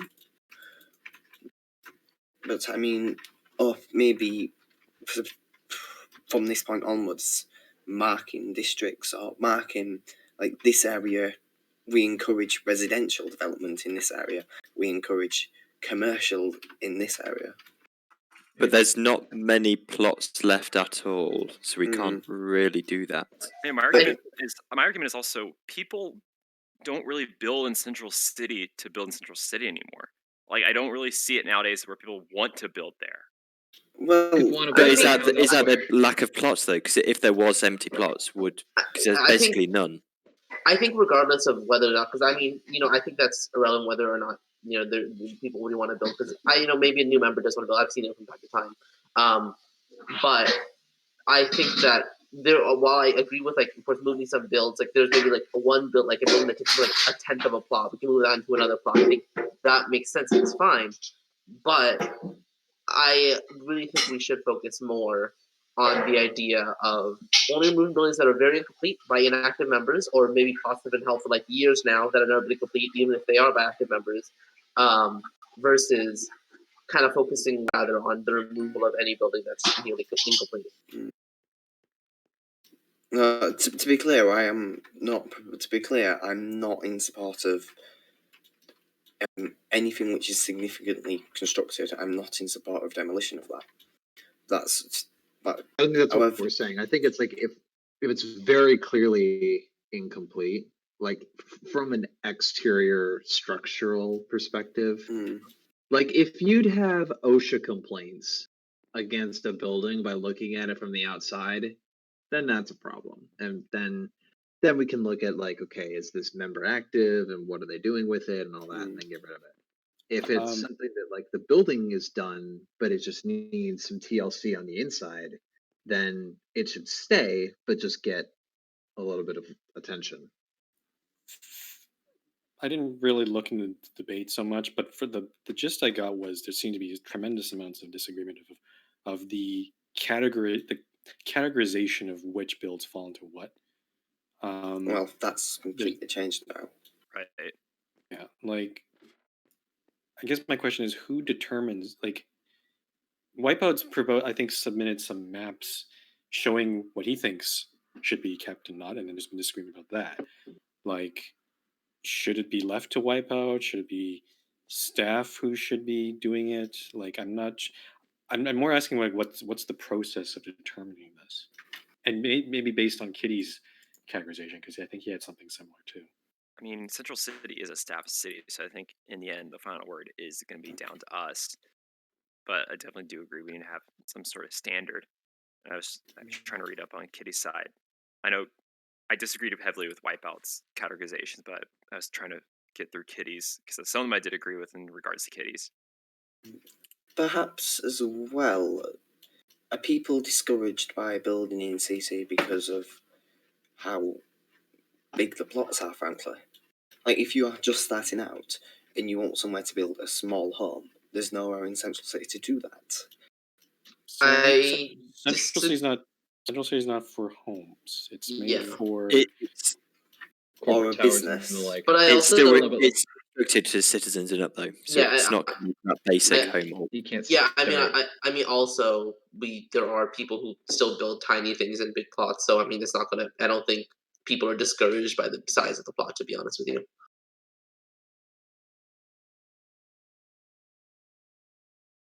There is no incentive for people to build in this Central City. I think that's part of it. Why would you build in there? Because it's a central city. This is also why I was pro the more drastic improve, redoing everything, because it would give people the chance to because let's be honest, the plots that are available still in Central City are so out of the way that not many people would actually see any new builds. So the reason I was more supporting a more drastic measure was to allow the newer community to pretty much start from scratch and influence the whole city, including the more prevalent plots right outside of the spawn points. The point I was trying to make was based on I'm thinking about it from an incentive point of view, based on the ranks. there's no incentive for people to work on anything on Central City because they'll be working on their towns because they want to rank up. I think that's the main motivation. Basically my point is there's no, I'm trying to explain AP's point. Like, I think there's no, we're not giving any benefit for people building in there other than in a central location. And usually you just build something like a warp hub or something or something like that. I'm back, and you do actually bring up a pretty valid point there. I think. Why not encourage some kind of contest or so? Like actually have an incentive money-wise to build in Central City. Like, basically there was talk about that. Yeah. I mean, the thing with Central City also is I think a lot of people build there because it is in a way kind of treated as the capital of the New World, and I don't know if to be honest, I don't know if we really need any incentive to build there. If people want to build there, they can build there. Just for the fact that if you do the contest, and we're talking about and one of the arguments is future people might want to build in Central City, the contest would probably take up a lot of spots for people who would be more enthusiastic to build about it in the future. I would also be worried about incomplete builds that come out of that said contest, as we've seen Well, on hotel competition and But, other building competitions. If they are incomplete, we could remove them. But that is what this whole topic is about.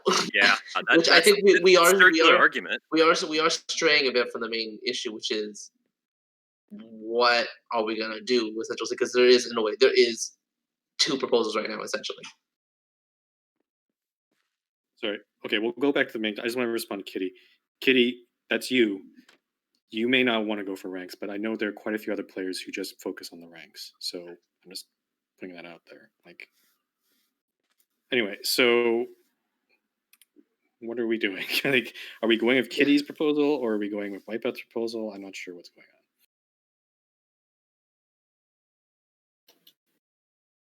on.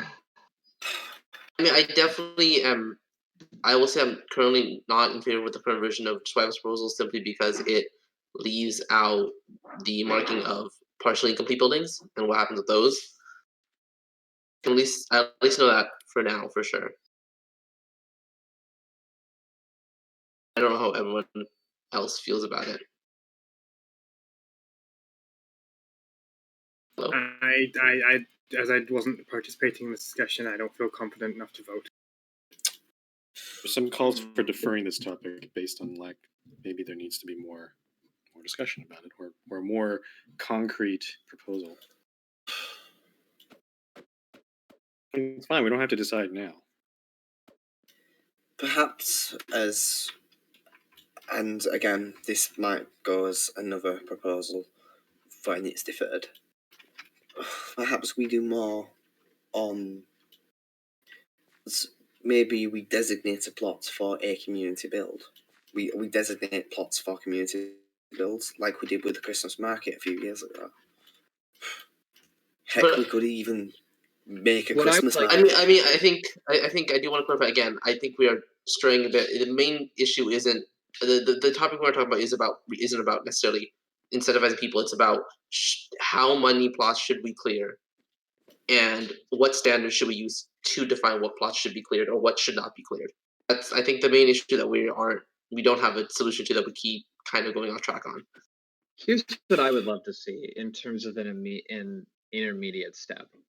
I would love to see someone, and this could be a staff member, this could be somebody else, just make an inventory of everything that is in Central City right now.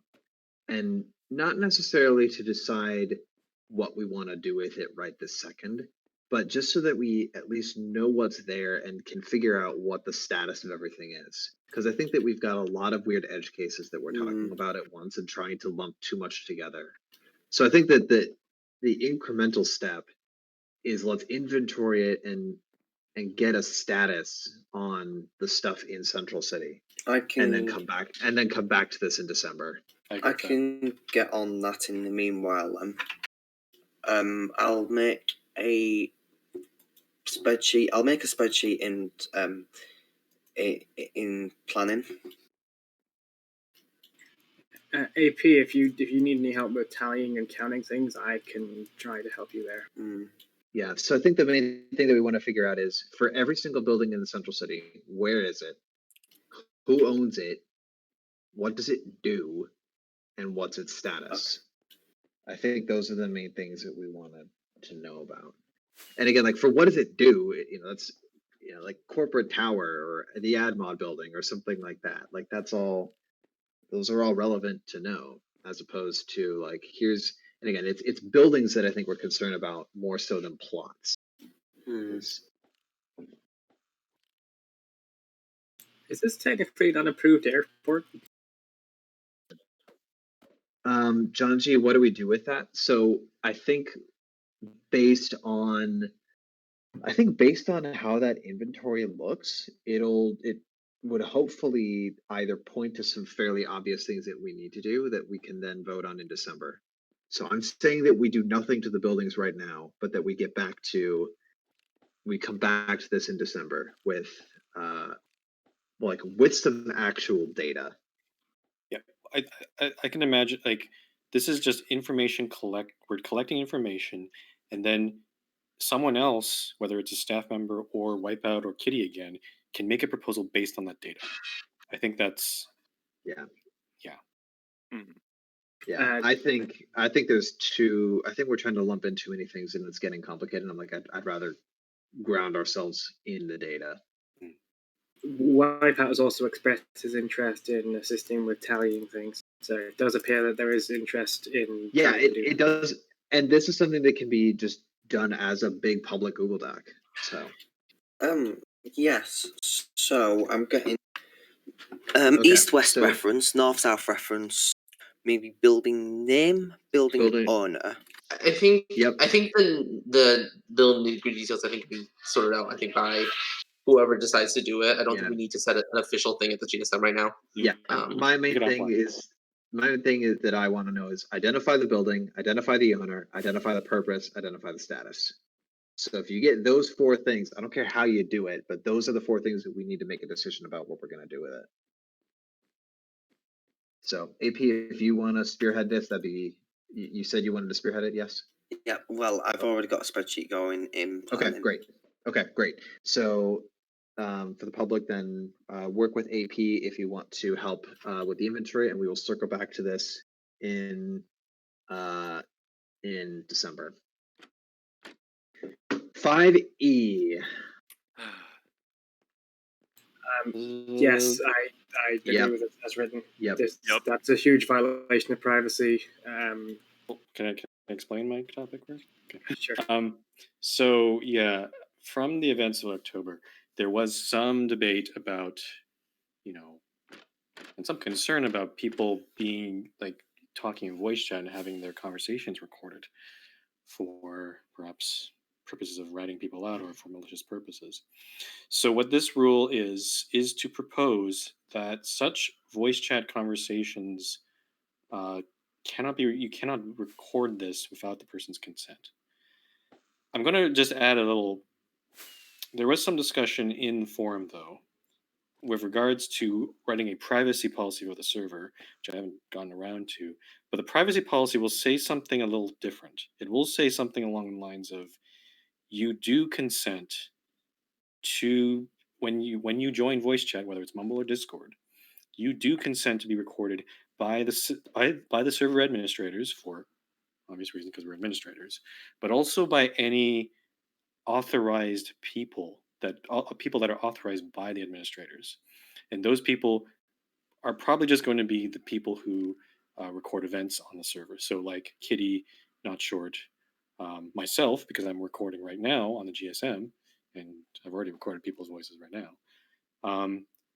I want to put that clause in just because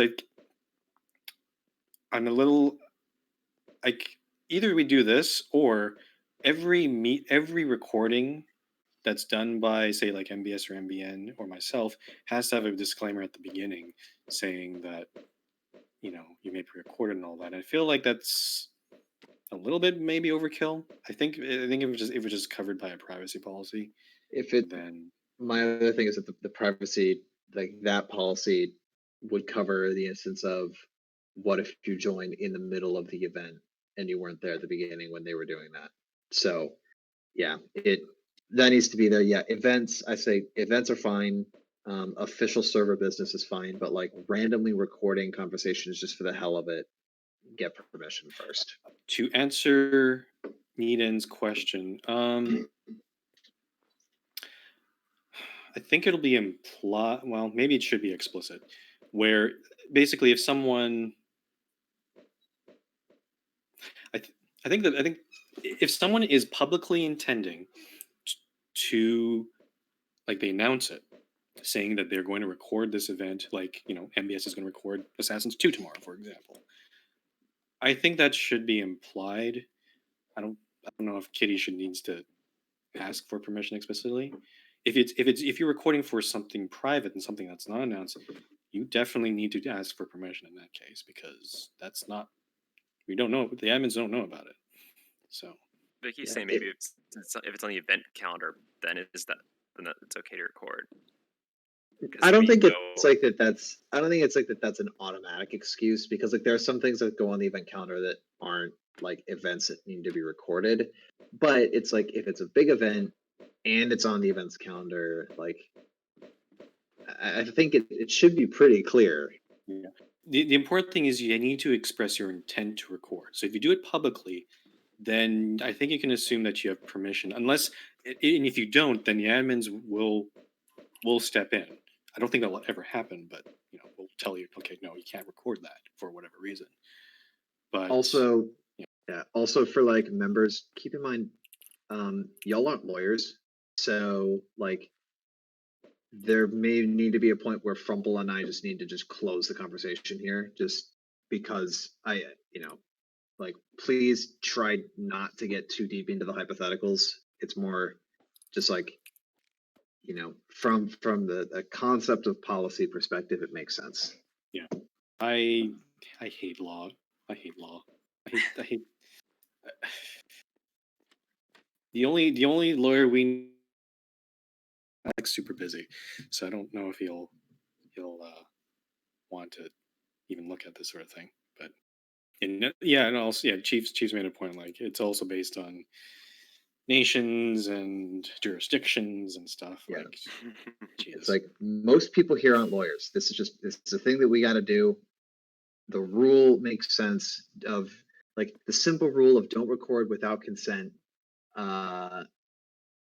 Except obviously during a big public event. Like, if I would say that the yardstick is if you got, if it's an event that was approved at a GSM, then that's fine. Also, just so the wording of the rule does say, any voice chat evidence presented to staff or for moderator feedback will be dismissed unless it is particularly egregious or illegal. Now, the definition of what is egregious or illegal, well, definitely egregious part. The illegal part is a little more defined, but I think most people have a pretty good idea of what we mean here. Like, if it's violating some people's laws, or if it's violating real world laws, yeah, that should be submitted to us.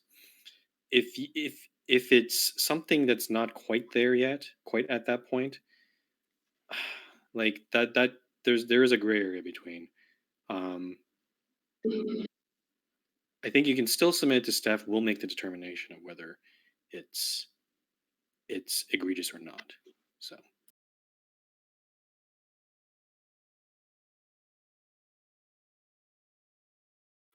Okay, I think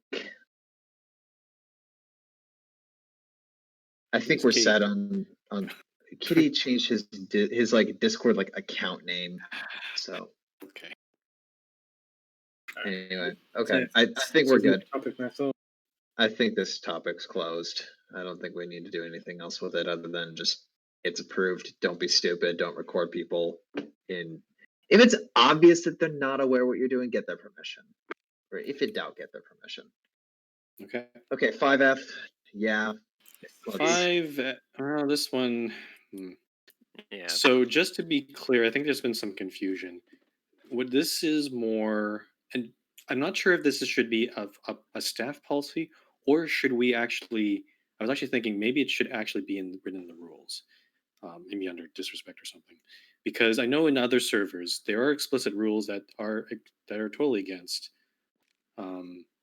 no homophobia, no transphobia, no racist words, and I think that's what we've done. But this does go a little bit further. It does also state that when we select staff, this is what we're like. We're looking for people who are able to enforce force the rules without having their personal beliefs get in the way. So I'm not sure if it should be written like this. Maybe it should just be in the rules, and then just to make it very clear. Because then we can argue that if it's in the rules, then when we select staff, we determine it falls under most important rule 1. But spelling it out, I think, is helpful.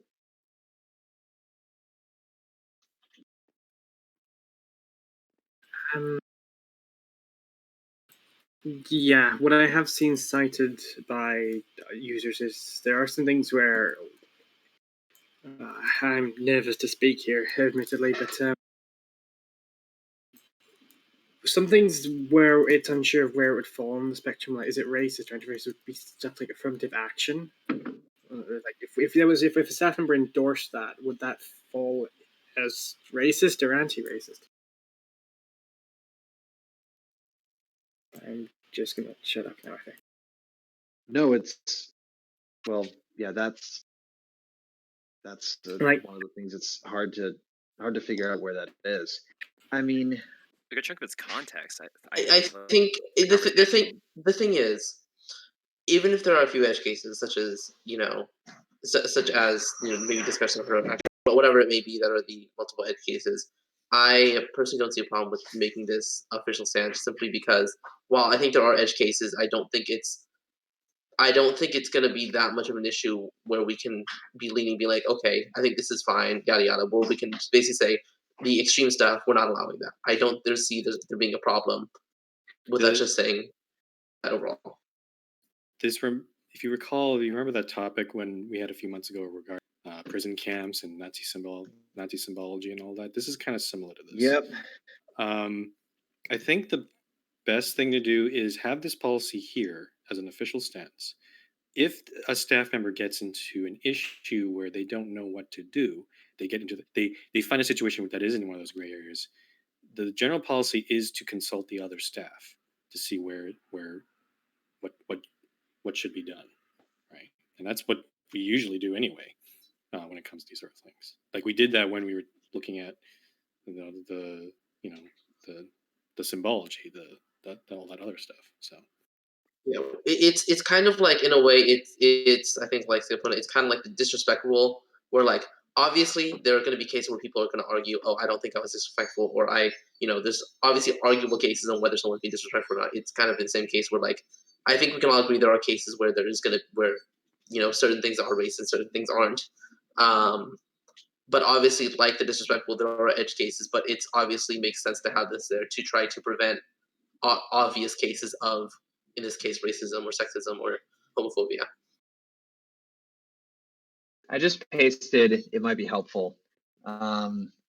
Echo, this is being put like as a bullet point under most important rule 1 of just like, here's a specific thing that we're calling out.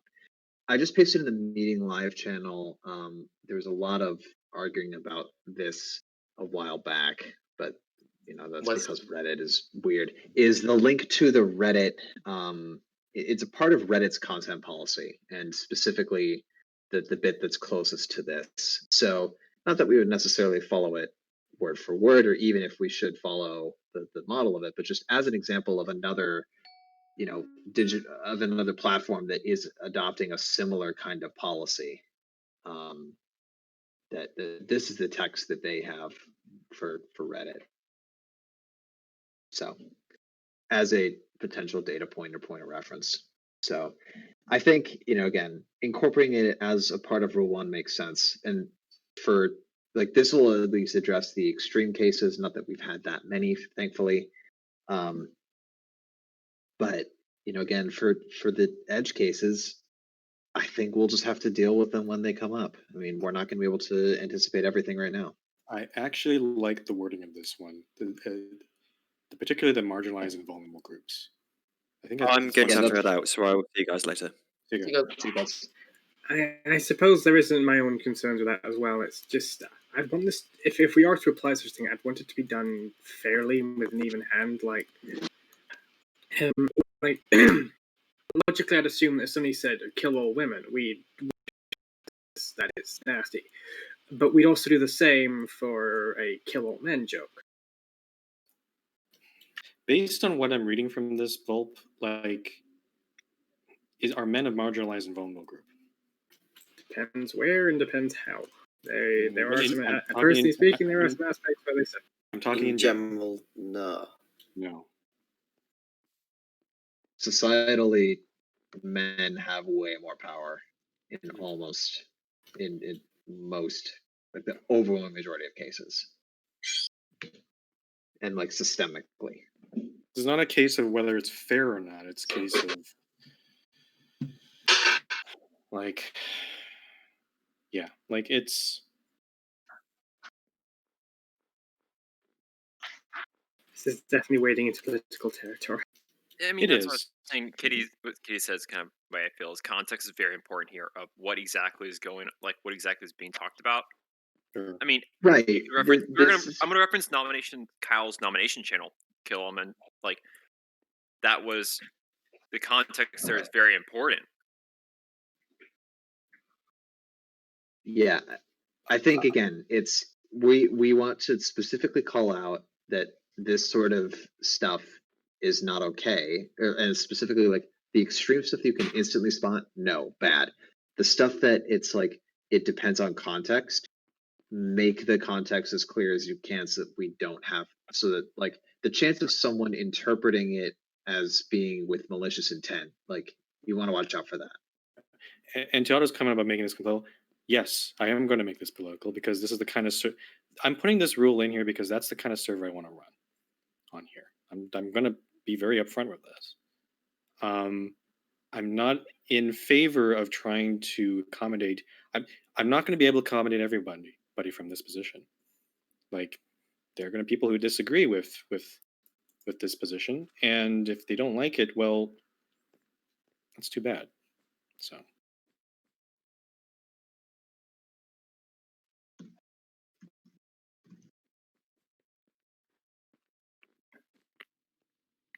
It's and I don't know. I'm still going to be concerned, like on the actual. Hard to voice these because I know I have to be really careful in voicing them, and being careful with this sort of stuff isn't my forte. I think I understand. I think I understand somewhat what you're saying, Otto. I don't know. Like, people can argue, I don't know what is in the marginalized group and all that, and it's hard to determine. Like, is it just someone who just are they arguing in good faith, or are they actually don't have that belief? Good faith is hard to judge, though. Like there are cases where. Yeah, but also again, this is more setting the expectation. And is it and also is it worth arguing about? Because if we just keep arguing about it forever and ever, like, I don't want to get into those sort of circles all the time. Like, yeah, I think this is the concept makes sense, but this is, I think, just a policy that Frumple, you just are going to have to write it in whatever way that I think makes sense for creating an expectation that you want to be able to uphold. So I also like Otto's idea here of just sort of Otto Kitty's technically, where it's just sort of just removing marginalized, just say no discrimination against any group. Like that's a pretty blanket view. That I think that's problematic in itself too. Like, what do you mean problematic in itself? Because then it doesn't acknowledge the marginalization, right? It's just sort of what defines a group, as Fred said. Like, what, like, someone could just make up a definition of a group, and then think that it's a bit too that in itself is a bit too open. Right. Yeah, but isn't like so? How is marginalized groups less open than just group? Like, how does that not suffer the same issue as just groups? Because So- it's putting a qualifier on there. And also, we don't need to get into the business of specifying with technical specificity of every single thing that's not allowed.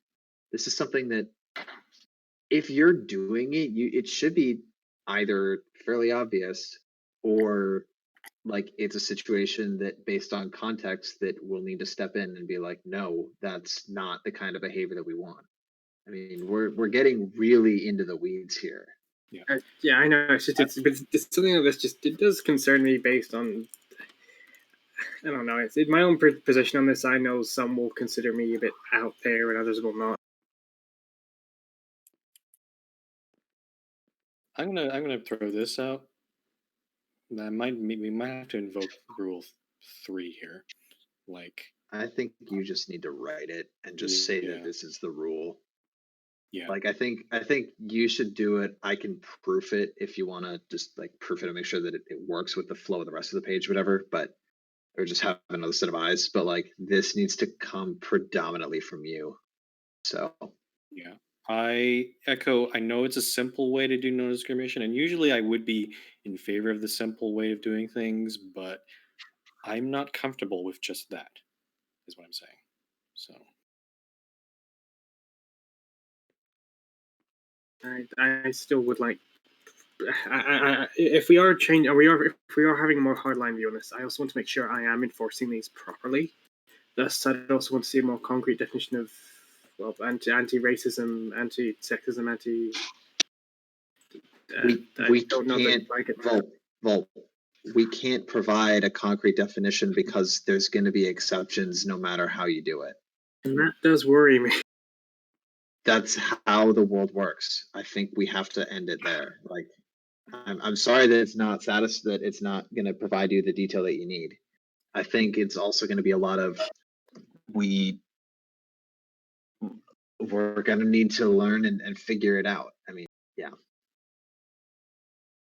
I mean, that's why we have it. You're not alone in enforcing the rules, though, Volpe. You definitely like ask staff to make sure. Yeah, if you're not sure, like escalate it up to an admin or to another mod or whatever. we all have a variety of resources to help you. Fair. We all have a variety of opinions, and you might be right. Like maybe it's really something that should be enforced or not based on that case. Right. Like it again, as Kitty said, context matters, and that should be also taken into account. So. Issues with the whole thing, but as you're not comfortable with it, I don't think I'm going to have to argue that further. Yeah, I'd rather just if you're not sure, get a second opinion.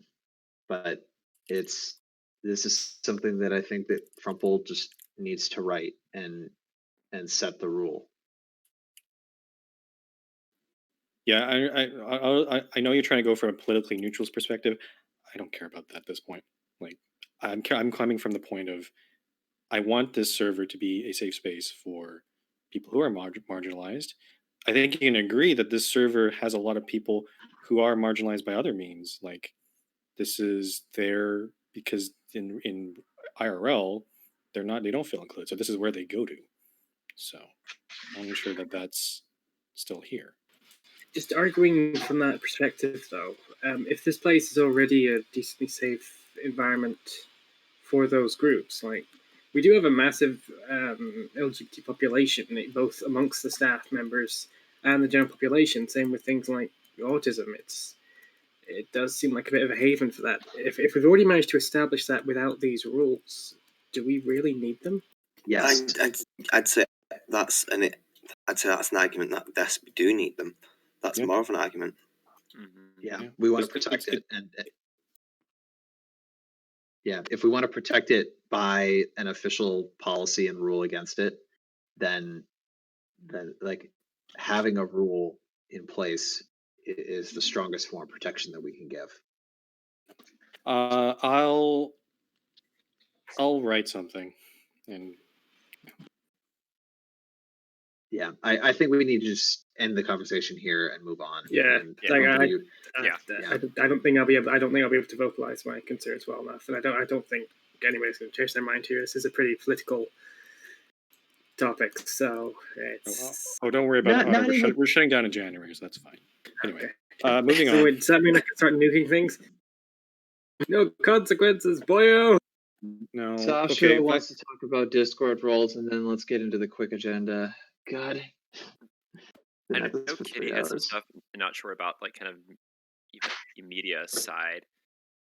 On the events, is it mainly because people don't like the everyone ping? I think it Then can mute be. the channel. Do people still get pings if they mute the channel though? No. If you mute the channel completely. See, some people might not want to. I don't think people should have to mute the channel, per se. Yeah, you get mutes, you get pings and muted channels. Can we just focus on the events one first? Because the media one was kind of added on after. So just the events one, is there value in that? I do have some questions about how the events thing would actually work. Would anybody be able to allow? Sorry, not events. Would anybody be able to ping media, or is that only certain people like MBS and MBN and BNN and CNN and Fox News? No, it sounds like just like the pronoun. Well, not the pronoun. The beta server or well, no, that's not a good one either. I guess OpenTD is actually one because technically anyone don't do this. Technically, anyone can ping OpenTD. Don't do it. Frumple, why did you just say that? Why? If they want to do it, I'm gonna give them a warning. So how about that? But I think I think Sasha's intent was it's an optional role they sign up for through Taco Bot, if I'm understanding this correctly. So, in looking at some of the stuff, it looks like Discord actually has made an update that if you right click on a channel, you can set a channel's notification settings to server default, all messages, only at mentions, and nothing. That's separate from muting the channel. So you can turn off notifications in a specific channel if you want, if you don't want to get notified by the events pings. Personally speaking, sorry, I did zone up for a second. I do love the idea of the media thing. It does let me keep I do like to know when things are going on, even if it's just, oh yeah, there's an earthquake in Titsansaki, or help, I've lost me cow, $10 if you find it. I'd still want to ping for that. But that's what the media announcements channel is for. Yeah, but would those also include you don't need pings? Yeah, was not to stop people from pinging media every single time they put something in media announcements. Because like by that logic, if you want to get pinged, set your media announcements notification rule to all messages. Right. I don't see any point. I'm confused then. What's what's the point of this then? I'm not following something. Yeah, my opinion is that the roles are not necessary here because you can tune your notification settings to whatever you want. The add everyone ping in announcements and the add everyone ping in event, like I think that the add everyone pings and announcements are still valuable because for people who haven't turned on all messages, that we do still occasionally have time critical messages. But I think that this can better be handled by teaching everybody how to fine tune your Discord notifications to better match what you want.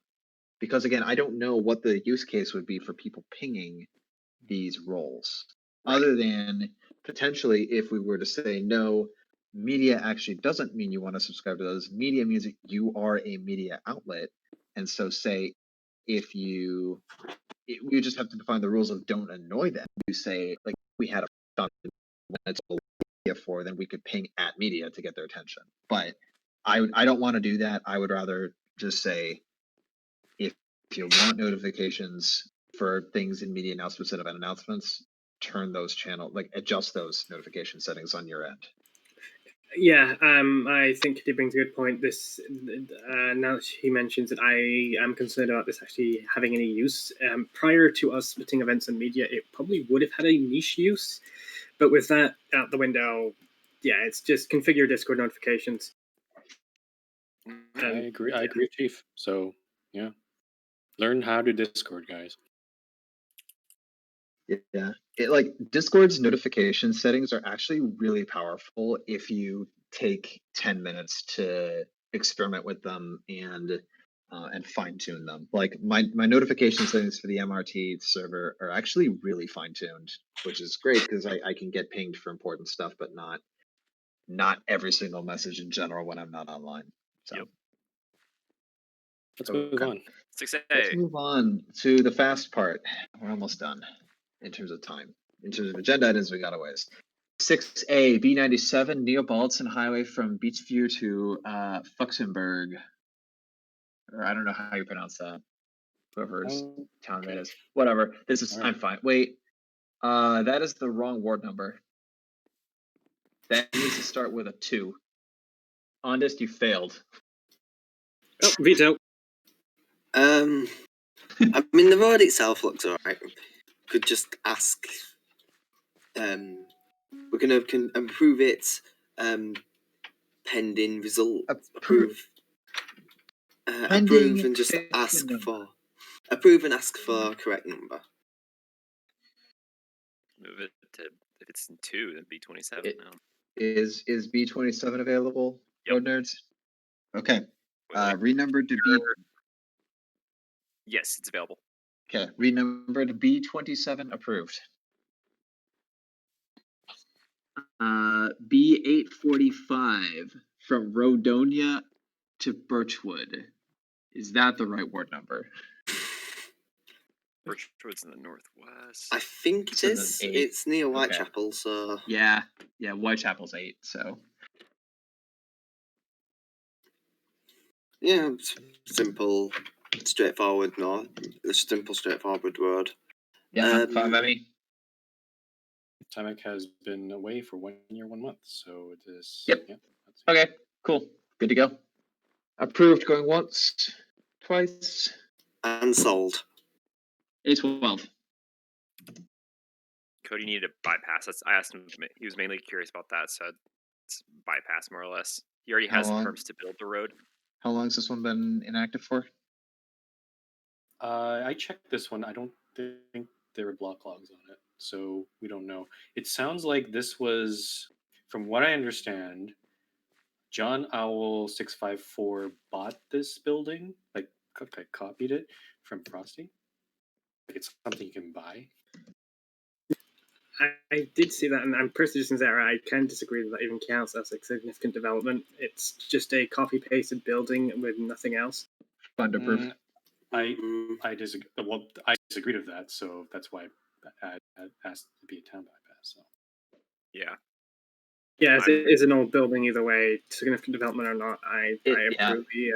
I'm fine with this. Nice job, AP. No, that was deliberate. That's for Kyle. Oh, you were telling Kyle. I thought you'd fucked up. No, AP's been on advantage. This is okay. 6D. Revealing mods, guys. Come on. Can we get done with this? Oh god, I need to get into the Google Apps console and start I'm sorry adding. about that one. I was very confused. You're fine. Okay, B53. Hi CC, guys. what do you want? What do you Give me want? road. No, denied. Have road. I'm building more roads, guys. I'm getting buses finally down to the south. Woo. Where does this one go? You didn't. I said, but there's even a route. The heading doesn't say, and I'm lazy. Well, that's your fault, Chief. Did you put the heading in? No. Okay, that's just Easy's fault.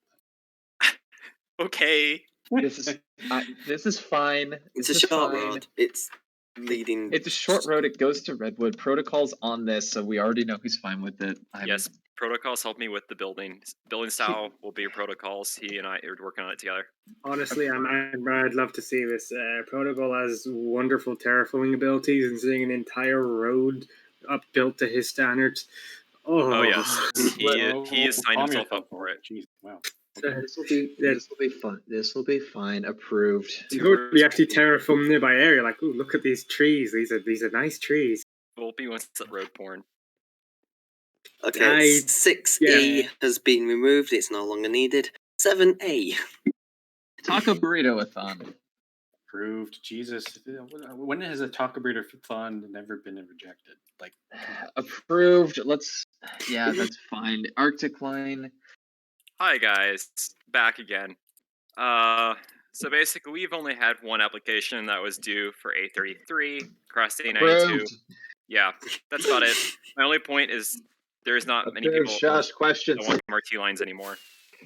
Yeah. So, yeah. Yeah, I think that is worth talking, or at least being aware of for staff considering building lines. Are just so I haven't been following. Are there any active construction or line construction happening right now? Western line south that I'm still working on slowly. Western but like north. the stations are in, I just got to do tracks and yeah, stuff. Vicky, how are you doing with Eastern. Western North? Just out of curiosity. With Work in progress. Okay. I've still got my Eastern. I work slowly, very, very slowly. The only thing is I've been looking at in the future is maybe connecting Taiga up to Lakeshore, because Lakeshore came after Taiga, but like that's pretty short. Not Eastern. Plains has been kind of just thrown up there because of, so far, that's been the only one I've seen as feasible. But the only other one that I've seen that's been talked about is extending the Marina Shuttle north to Hendon. Yes.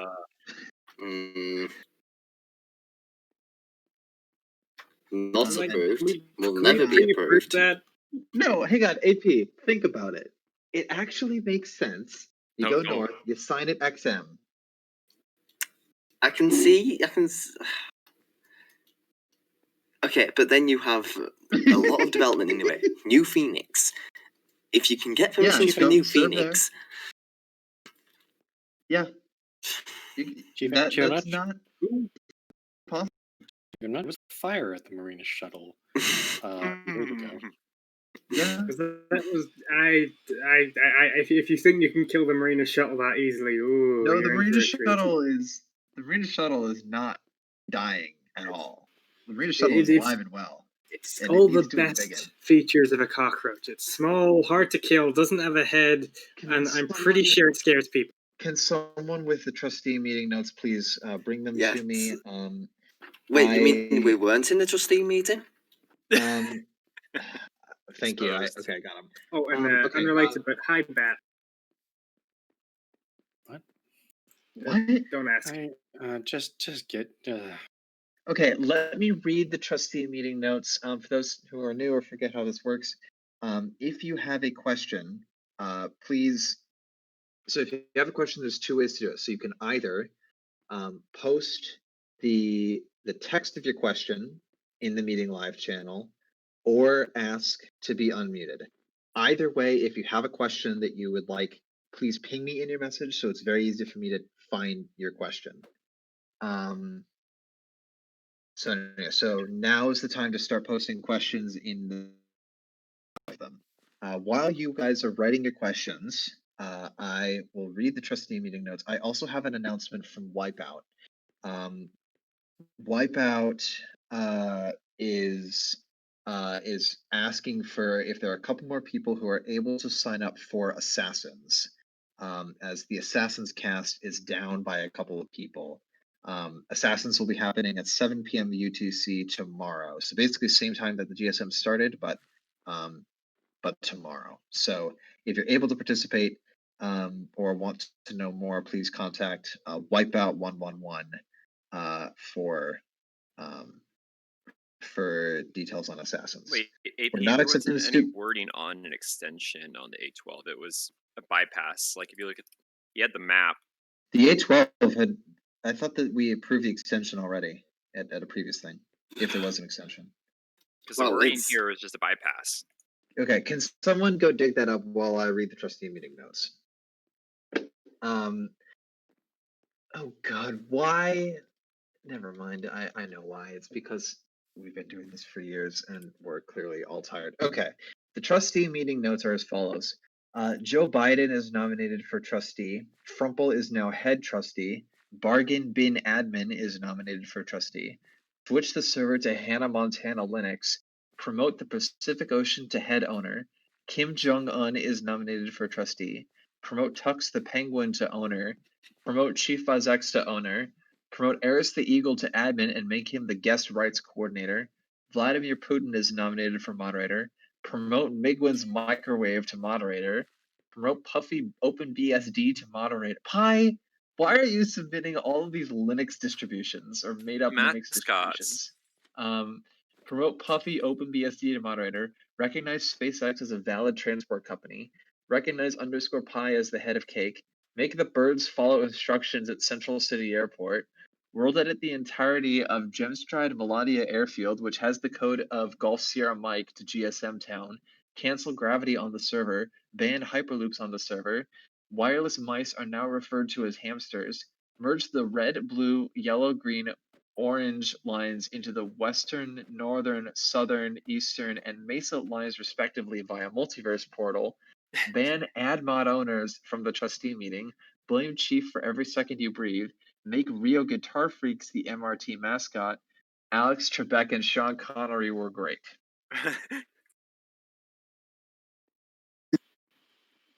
The hamsters? Well done, trustees. Well done. I shall now go to Bawabik. So if anyone would like to follow like to follow me while I deposit this, TP auto. If anyone would like to follow me while I deposit this in the library, we can start answering questions. Just before you go to the questions, there's some announcements I have to make. The video contest, the deadline for submissions is the end of. Actually, is it already now? I guess it's actually in a few hours. It is 11:59 p.m. UTC. So please try to get it in. If you're a little bit late, I'll be a little bit okay with you submitting. I think I'm only expecting one submission, maybe two. It looks like we're going to get about 6 or 7 submissions. Half of them are short, half of them are long form. I'll try to get the voting form up by tomorrow, and I believe the results. My plan is, I think, right after the ISM on the 28th. That's when it is. That's when I'll do the results. And I'll be showing the videos also on stream, except for Fred Rail, because that's too long. Maybe excerpts of it. I'll figure something out. But yeah. Hey, who took the trustee meeting notes? No, don't take the trustee. I've got a copy of them if you need them. I got Beta stress tests while we're doing questions? Not during. No, what we're going to do is after questions are done, the meeting's completely over. I'm shutting down main server. Got it. And then beta server will permanently, and then we're done. Goodbye, everybody. Yeah, yes, yep. Wait, let it burn. Are we updating after the GSM? No, we're stress testing. Yeah. So all the memory, all the RAM that main usually uses is going to be sent over to beta so that we can stress test the hell out of beta. Yep. And basically, this is final performance testing. Yep. The performance test will be a half an hour to an hour. I'll let you guys know when main is back up. If it goes well, then we'll be updating main server by Monday at earliest. So I'll give it additional announcements from there. Okay. So I have 3 Discord pings with questions.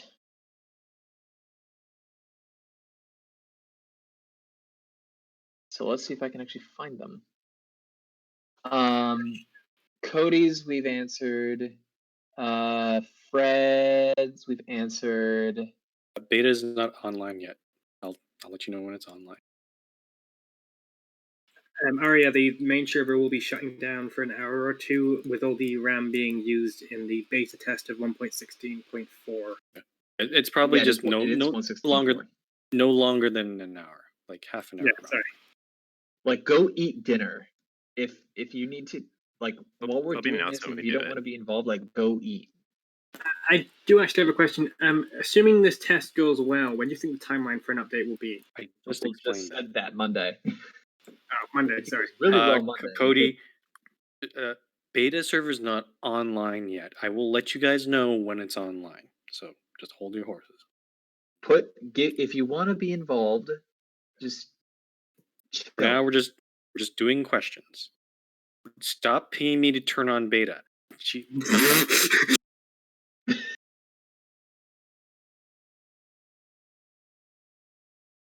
Okay. Are there any other questions? Did I miss one, or is that Robin would like me to announce that the reveal of the next host of the Snapshot series is gonna happen while people are in beta.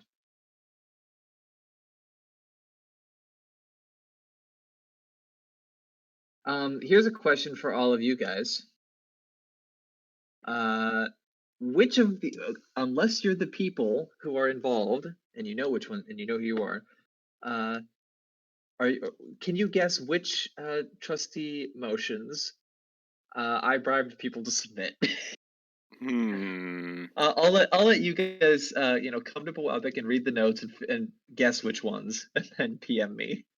But SpaceX and Hyperloop. That's my theory. Sasha, to answer your question, I don't think you're under. So how it works is main server just gets updated with whatever's on the server at the time. So it's really just the latest stuff. So there's no beta works differently because we have to copy data from main, and that's what's happened. That's what happened a couple days ago. But when we update main, we're just updating the server software. We're keeping the world the same. Yeah, it's just going to continue as usual.